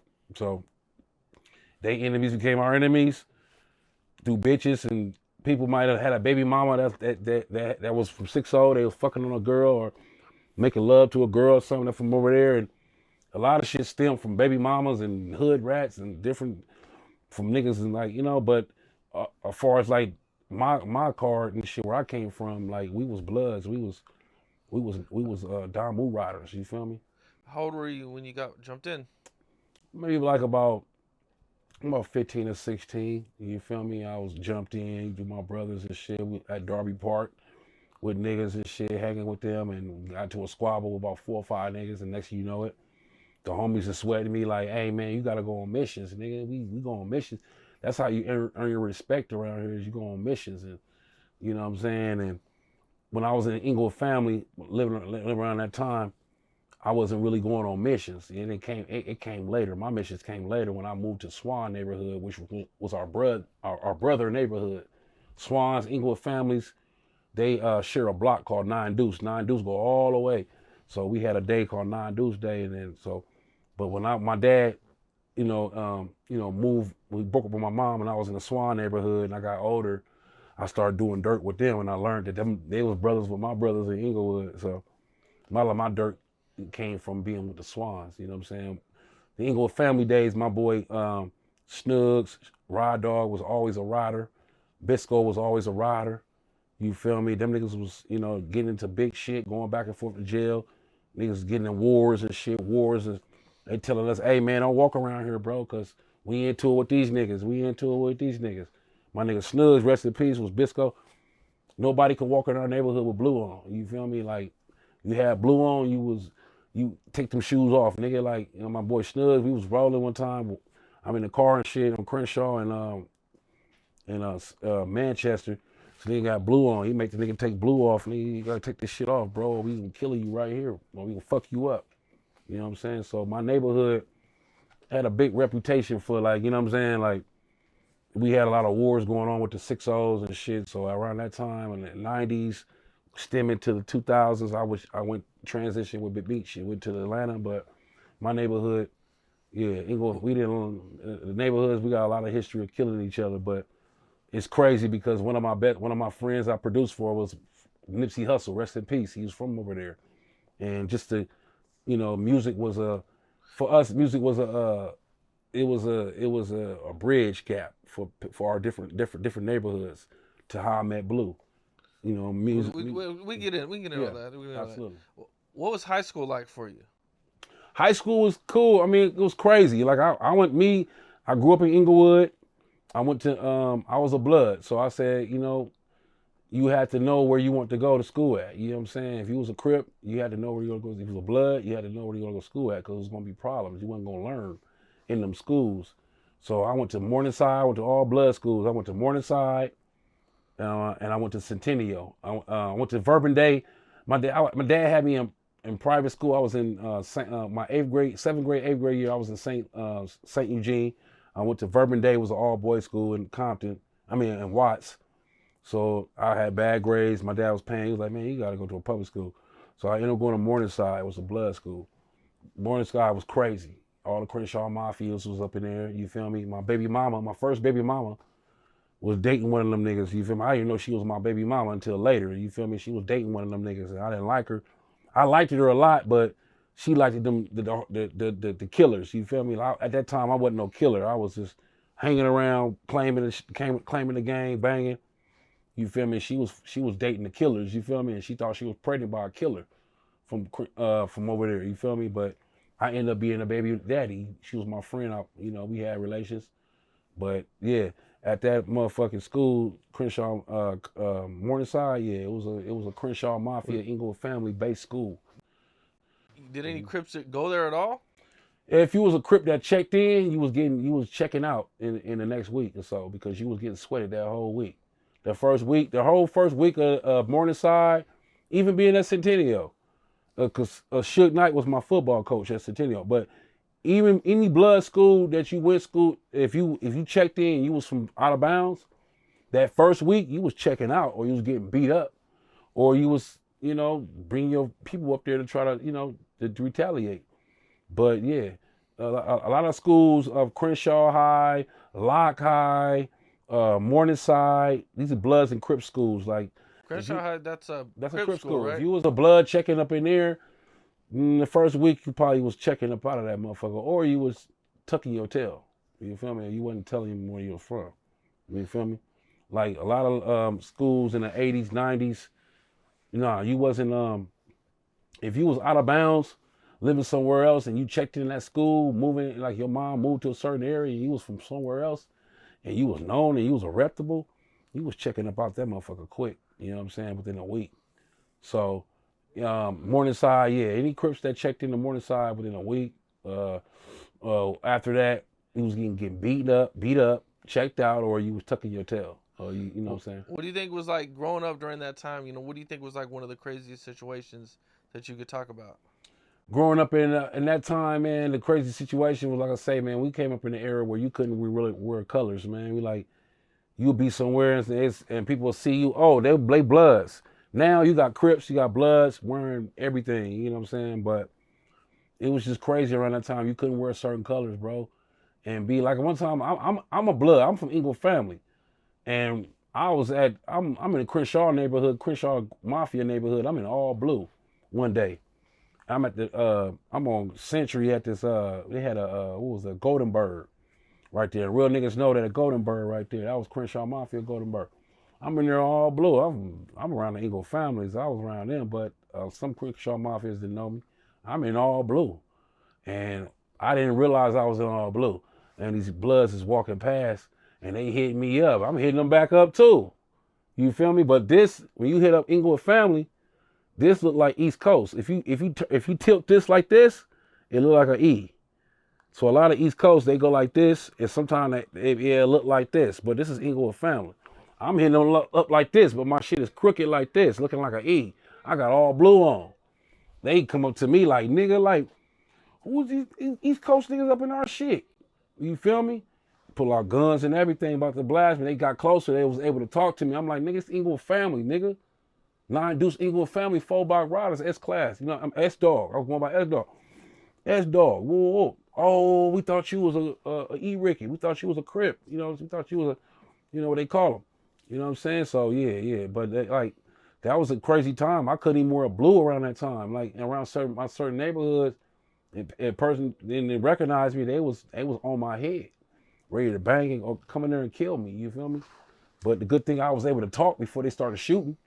You feel me? That's a lot of times with me. Like, I'm from Inglewood family, but this BMF shit, it's a lot of sets from BMF. Like, we got East Coast, we got Blood niggas, we got people from Vice Lords here, and we got people from every different states, from different hoods that are from BMF. So a lot of times when I was out and I ran into niggas and I was out of bounds, and I knew I was out of bounds, and niggas came up to me and was like, where you from? I was like, nigga, this BMF, nigga. You feel me? And it turned in from to them banging on me to them trying to get my number. They was like, oh, you BMF? Oh shit, we fuck with this guy. We fuck with this guy. Oh, can we get your number? We wanna do music. We wanna be around the lifestyle. Like, so this BMF shit, like, even me being out of bounds and me being a hardcore Blood, running around the niggas that do it, the niggas, the killers, and then, like, a lot of times I was out of bounds. Like, this BMF shit, it maybe saved my life out here. You know what I'm saying? Because, you know, you can't win all of them. You know what I'm saying? It was places where it was dudes that was smaller than me came up to me cripping, like, well, cuz, where you from? And I knew I could knock this motherfucker out, but he got a gun right here. I ain't got no gun on me. I'm like, no, I ain't gonna tell me. It's BMF. It's Black Mafia family. Oh shit! I fuck with this nigga from this. Oh, can I get your number? So a lot of times, like, it stemmed back from, like, me banging, you know, where I came from and where I transitioned to. Like, this BMF shit, it kept me alive out here. You know what I'm saying? You know, growing up in LA, it has a rough reputation, especially in the 90s and the 80s, man. Was there ever like a time when you like walked into the wrong party or something and something happened and it went left? A lot of times I walked into a lot of parties. I was at the wrong party 2 days ago. I was with all Crips partying, but because I'm the music dude, I was banging, but I transitioned to this music producer. And when you the music producer and you produced for this dude from this set, this dude from this set, this dude from this set, this dude from this set, they protect you. You become their brother. So a lot of times I walked into, like, I'm from Inglewood family, I'm a Blood, but because I did music and created relationships outside the Blood card, I walked into different places and became a celebrity. You know what I'm saying? I'm looking around like, oh, these niggas will kill me. And I got a nigga like, oh, that's S-Class with the beats. What's up? Like, it went different for me. A lot of these niggas out here that came from my life, it didn't go different for them because they didn't have that. Nigga, this is Blood, it's all out. Blah, blah, blah, blah, blah, blah, blah, blah, blah, blah, blah. It's Bloods, nigga, blah, blah, blah, blah, blah. It's BMF, blah, blah, blah, blah, blah. You know what I'm saying? Like, never that. Never nobody like BMF, never know. The reaction is different when I'm out and I meet different people from different neighborhoods. My reaction is different because my affiliation, you know, I'm a Blood, but I We did shit. We had beef on this side. We like my homies killed a lot of 6-0s. Nipsey Hussle. Nipsey Hussle, rest in peace. You know what I mean? Long live Nipsey Hussle. His baby mama got a baby by the homie Scheme. You feel me? So he had a nephew that his dad was from England family. So he had a certain liking to people from our side. You know what I'm saying? He dealt with certain people. He dealt with me. Nipsey Hussle. Like I said, like when I walked into this studio, I told my homeboy that came with me that knew him, don't tell him where I'm from, bro. Because I want to do beats. I'm here to do business. I don't want to fucking, you know what I'm saying, get these niggas a bad blood. But my homie was real. He was like, nigga, this S-Class, he from Eagle family, blah, blah, blah. They seen a BMF video. I was on with the big Meech. I was banging my set. Meech, Nipsey knew where I was from. He knew where I was from. He knew my clique is the boys. You know what I'm saying? That you know what I'm saying? That ended a lot of lives over there. And his boys is the boys that ended a lot of lives on our side. You know what I'm saying? But this music shit was a stem. You know what I'm saying? We like I seen Suge Knight was my football coach at Centennial. When I went to Centennial, I said I went to Morningside Centennial. I went to Centennial. My football coach was Omar Bradley. With the mayor was Compton at the time. He had a nephew going to our school, so he became our football coach. He had Suge Knight as our football coach, and I seen Suge Knight was your football coach. So this when was this? Maybe like in 97, 96, 97 years of being in Centennial. Okay. So this was Death Row was already blown up and Death Row. The Chronic album was definitely out. You know, that came back. That was back in the early 90s, like 92, 93 or something, right? Yeah, Chronic came out in 92. The first Chronic, right? Yeah. So Chronic that album 92. was out. That album was out. I was in high school. When that album came out, I was in 8th grade, 9th grade, going into 9th. So by the time my 9th grade year, 10th grade year, I was at Centennial. I went to 9th grade. I went to Verbum Day, all boys school, Catholic school. That first 9th grade year. After that, I went to Centennial. And Morningside, I got kicked out of both schools, ditching and shit. But anyway, long story short, Suge Knight was my football coach for definitely like 3-4 practices. Oh, that's it? Just 3-4 practices? About 3 or 4 practices. After that, he was out of there. His company was going. They was gone. He was death row. I say the Chronic album was like 92. I ran into Suge Knight. He came to my practice like 96, 90, you know what I'm saying? So they was eating. So. But he was cool with the mayor of Compton. Maybe through politics or something was going on. He was probably fucking with Omar Bradley. You feel me? He had a lot of shit going on. Shit at the time. Shit in the streets was going on. And he needed the mayor favor. You feel me? For shit, different shit. And I don't know. I wasn't there. But I noticed being older, the mayor of Compton, Omar Bradley, he invited Suge Knight to our practices. You feel me? He was like, I'm gonna be y'all defensive line coach, and he gave, he was talking to us and about life and about just being a better football player at the time. Yeah. Okay, now how do you start doing music? Like, what's your what I'm saying? Like, how do you get into producing? Well, like I say, it's all stemmed from church, being in church. My mom and my daddy. I'm a drummer. I'm a musician naturally, and so basically, my dad. He built the studio on the east side. You feel me? He took a liking to, he knew that I was talented.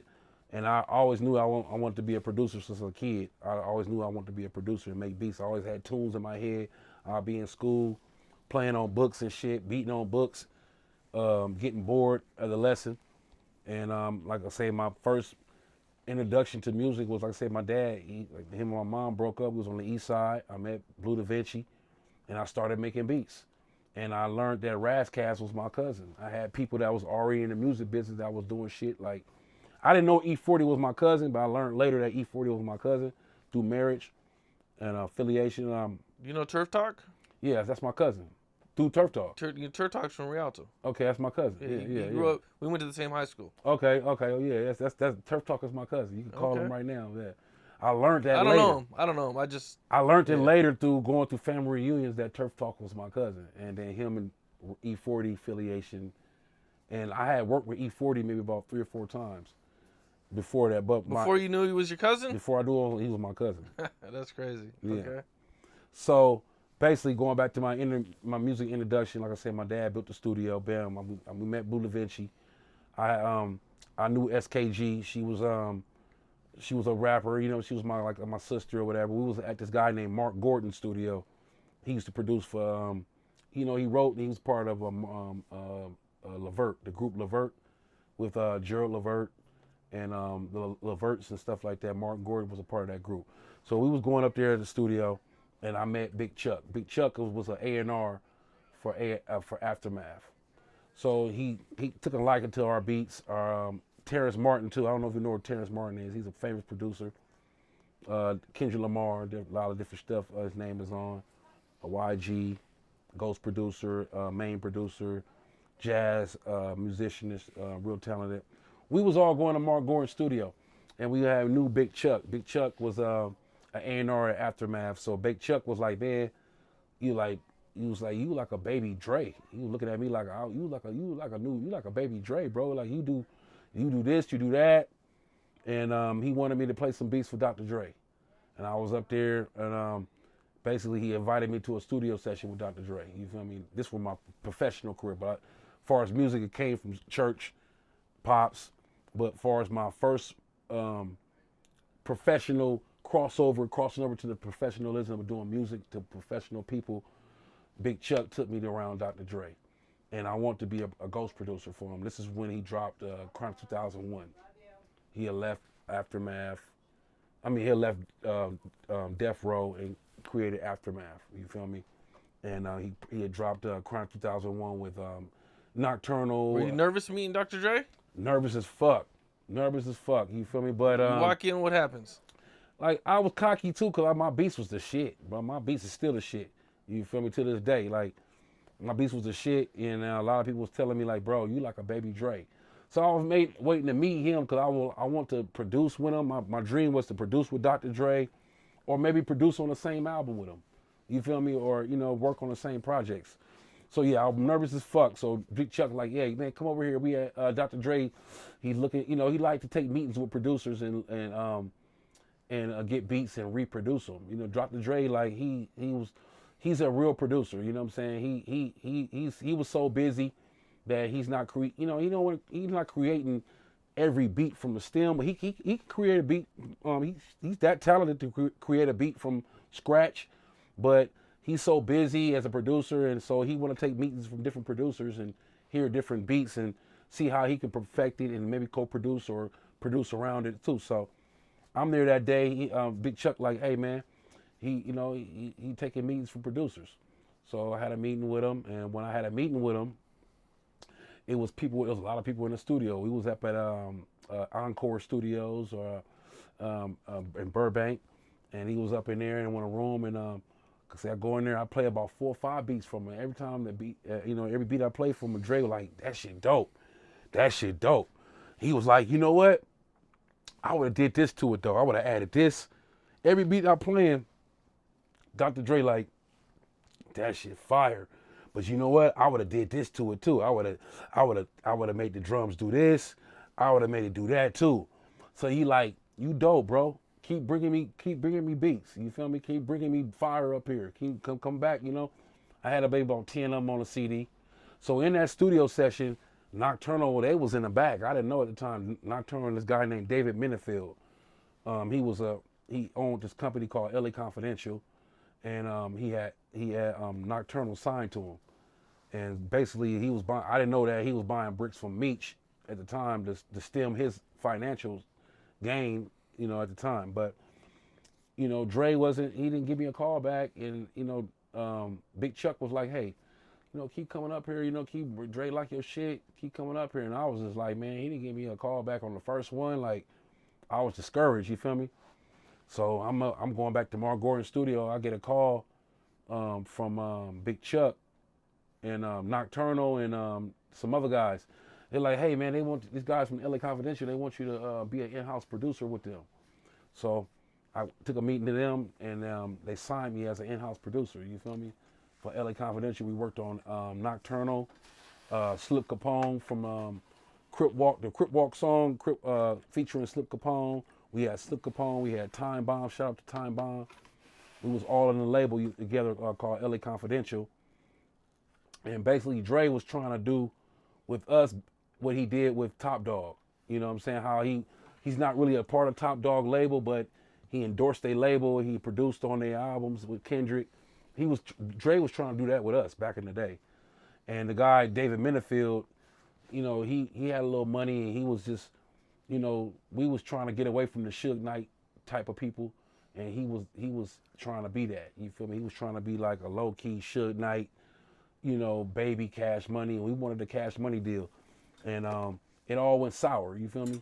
And this is my introduction to meeting Big Meech was, you know, Nocturnal had burnt a mansion down. We all wanted that Cash Money deal. We all producing for Nocturnal. Dre did 4 songs on the album. Yeah, he was endorsing what we was doing. Nocturnal burnt down? Yeah. Whose mansion? The mansion that the label had bought for us, because when I had signed to LA Confidential, they had gave us all the advancement. They gave him an advancement, and we all had apartments. So the label was like, man, I'm spending all this money on all y'all apartments. I need to get you know, it'd be cheaper for us to rent a mansion and put a studio in there and have y'all all live there. So Nocturnal, you know, we got deals on the table. We got Sylvia Rome on the table. She got deals on the table. We got, you know, Universal, different people, because Nocturnals is on the Choir 2001 album, and the album is so successful. All the rappers that came from that album, you know, labels was taking meetings with them, and, you know, proposing deals for people that were rapped on that album, and that wasn't signed to Dr. Dre initially. So Nocturnal, you know, he was signed to us, and it was a lot of deals on the table, and I was signed to them. Like I said, Dr. Dre didn't. How did he burn down the mansion?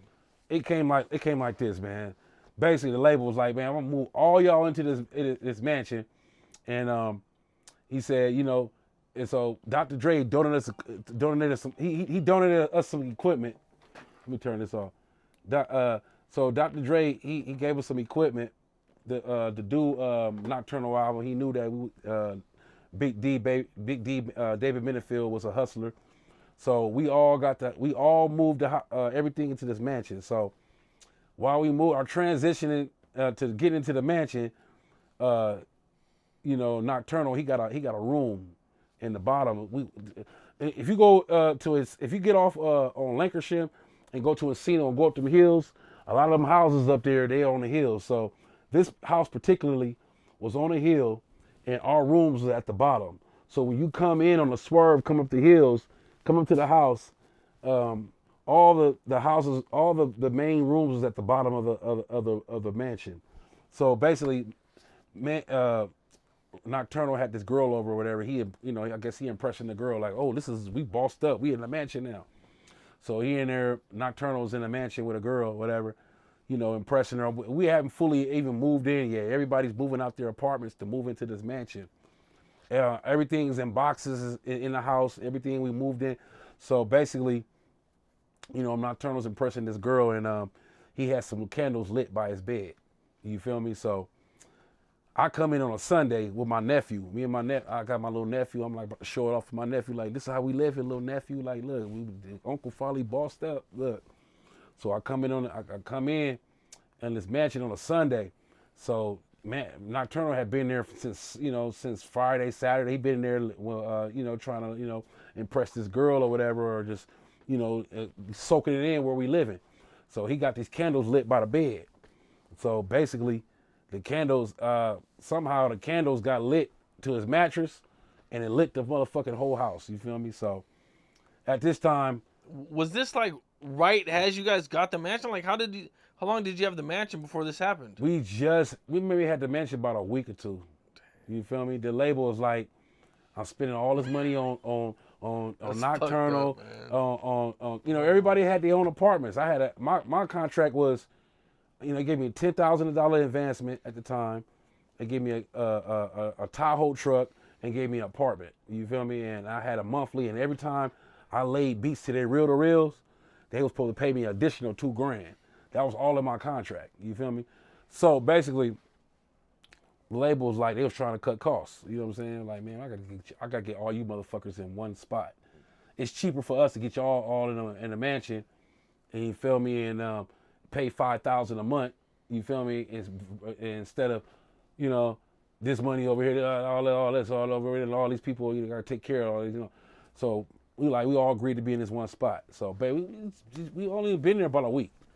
So I come in on a Sunday with my nephew to say, man, I'm up on the first floor, because I say he on the second floor down, the basement down, because we on the hill. The house is on the hill. So the rooms is down, you know, down on the hill. So he downstairs. I'm up there packing shit out of boxes and shit. But, you know, Dr. Dre gave us a track SSL board. He gave us equipment. I'm taking shit up out of you know, and then I hear Nocturnal say, S! He look up, I look at the stair shaft, and I see smoke coming up. So he said, S, help me. I'm like, oh, shit. I'm like, what going on? He said, it's a little fire down here, man. So I was like, oh, shit. So I go around. I'm trying to find something to put the fire out. I'm trying to find a water hose. I'm trying to find some water. As soon as I go to the kitchen, it's nothing in there but a picture, like a little picture of a Kool-Aid pitcher or something. I go outside to look for a water hose. No water hose. The whole house was wood. The whole staircase, everything was wood. So by the time, each time I came back to be like, are you all right? The fire kept getting more intense. You know what I'm saying? Getting intense. So by the fourth time I came back looking for water, I'm strangling. I looked at my nephew, the smoke is like more intense. It's coming up the elevator shaft like a big ass like barbecue or something. You feel me? So I look at my nephew, the smoke it filled the house so much, my nephew's like, he coughing like, my nephew around like 2, 3, I grabbed him. By the time I grabbed him, the smoke is just like, it's so much smoke and it's a real fire going on. So I grabbed my nephew, I couldn't put the fire out. I grabbed my nephew, I went to the little patio, it was a hill. I grabbed my nephew, I had to jump on the hill and jump up. I left my keys to my Tahoe that they had just signed over to me, was parked in the driveway. I left my keys in the burning house. I go out. I'm like, nah, you better get out this burning house, bro. It's burning. I'm seeing fire. I'm like, the roof is going up now. You feel me? Man, Nocturnal come out the side of the house, man, looking like Fire Marshal Bill, man. And the girl that he had with him had a long ass shirt on. She didn't have no clothes on. He in his drawers. You feel me? He come up to me like, let me show you something. I'm like, it wasn't funny at the time, but now it's funny because years later. But man, Nocturnal came and said, S, do not tell nobody I burnt the house down, and took off and left me around the burning house, bro. What the fuck? And took off because you know in Ventura, you go up Ventura to the mansions, the roads swerve.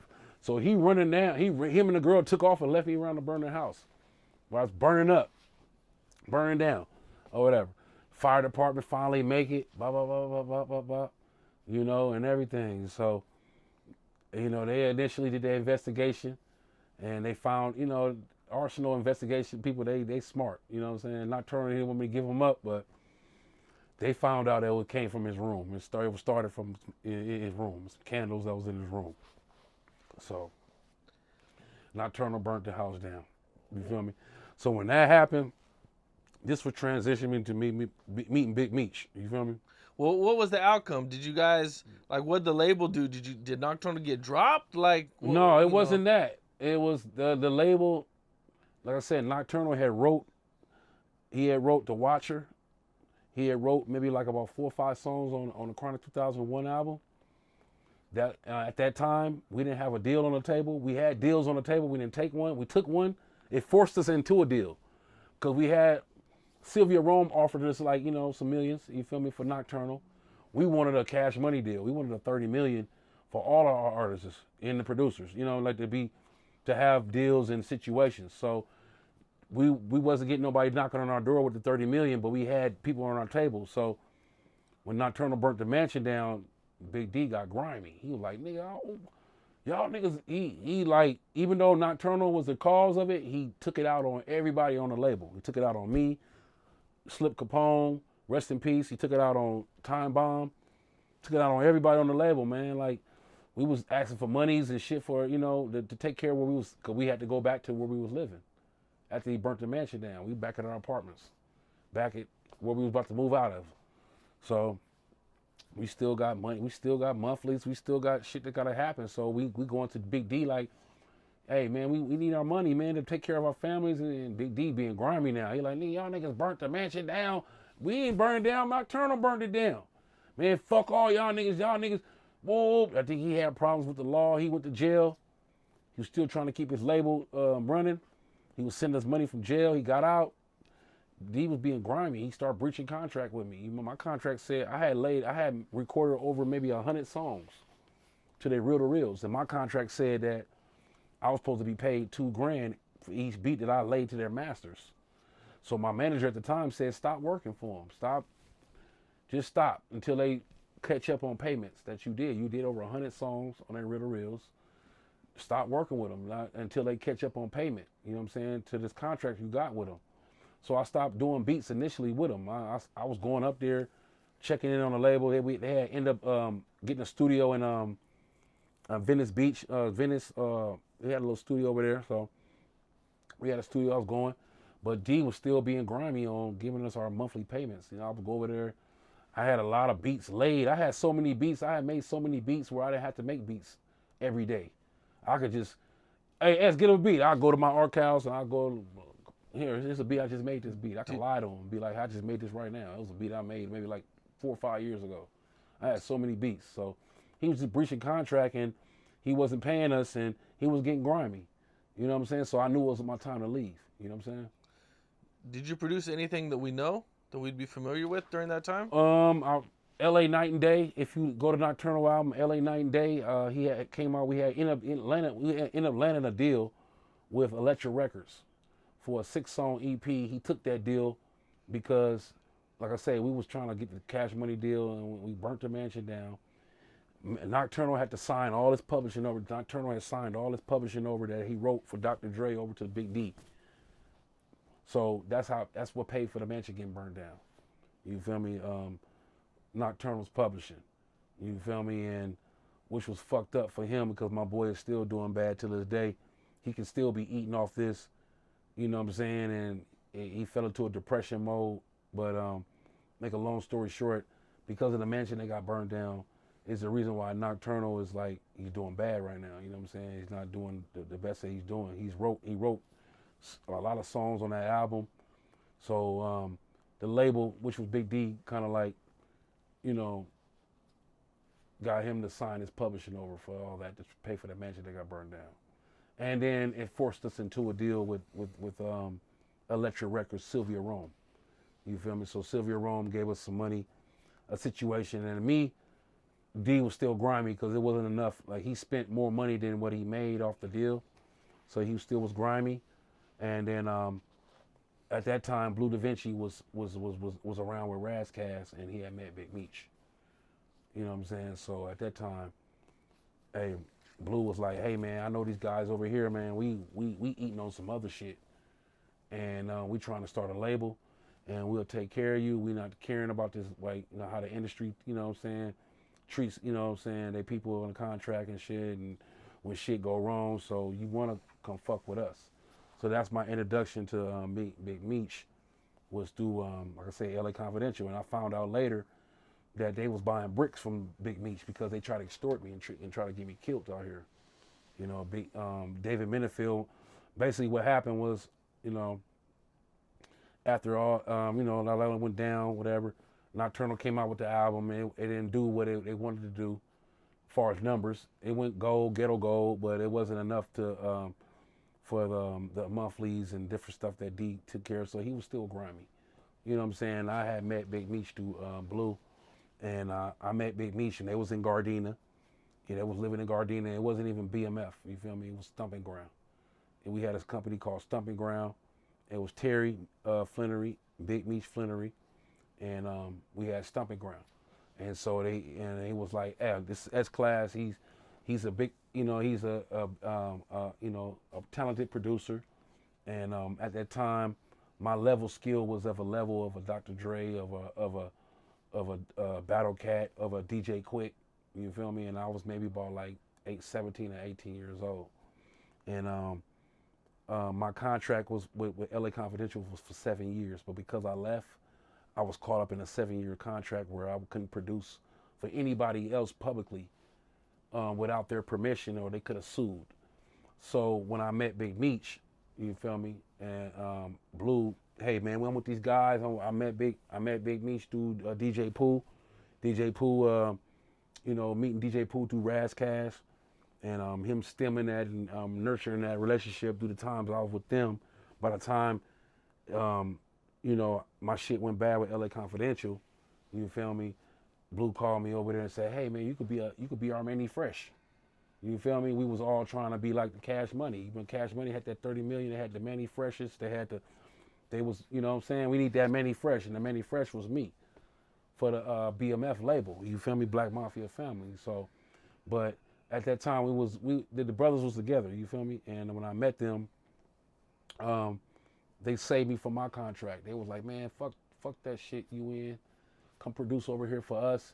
You could be a ghost. You're a producer. They ain't gotta know that you produced it. You know, you could form a company, a production company, and produce under that production company and be successful. You feel me? And not have to worry about that contract. You feel me? So when I met Big Meech, we was in Gardena and we was Stumping Ground. We was going to the Jack the Rippers. We had it was investing. At what point did you find out what Big Meech really done? Well, Blue told me that when he initially told me when he was over there, he said, man, I met these hustlers. You feel me? They hustlers, and they do their shit. They in the dark world, but they trying to, be the next baby and next, you know what I'm saying, the next Cash Money, the next Easy E. Easy E laid a blueprint out here for drug dealers and hustlers to transition their money and cross over to legitimize themselves.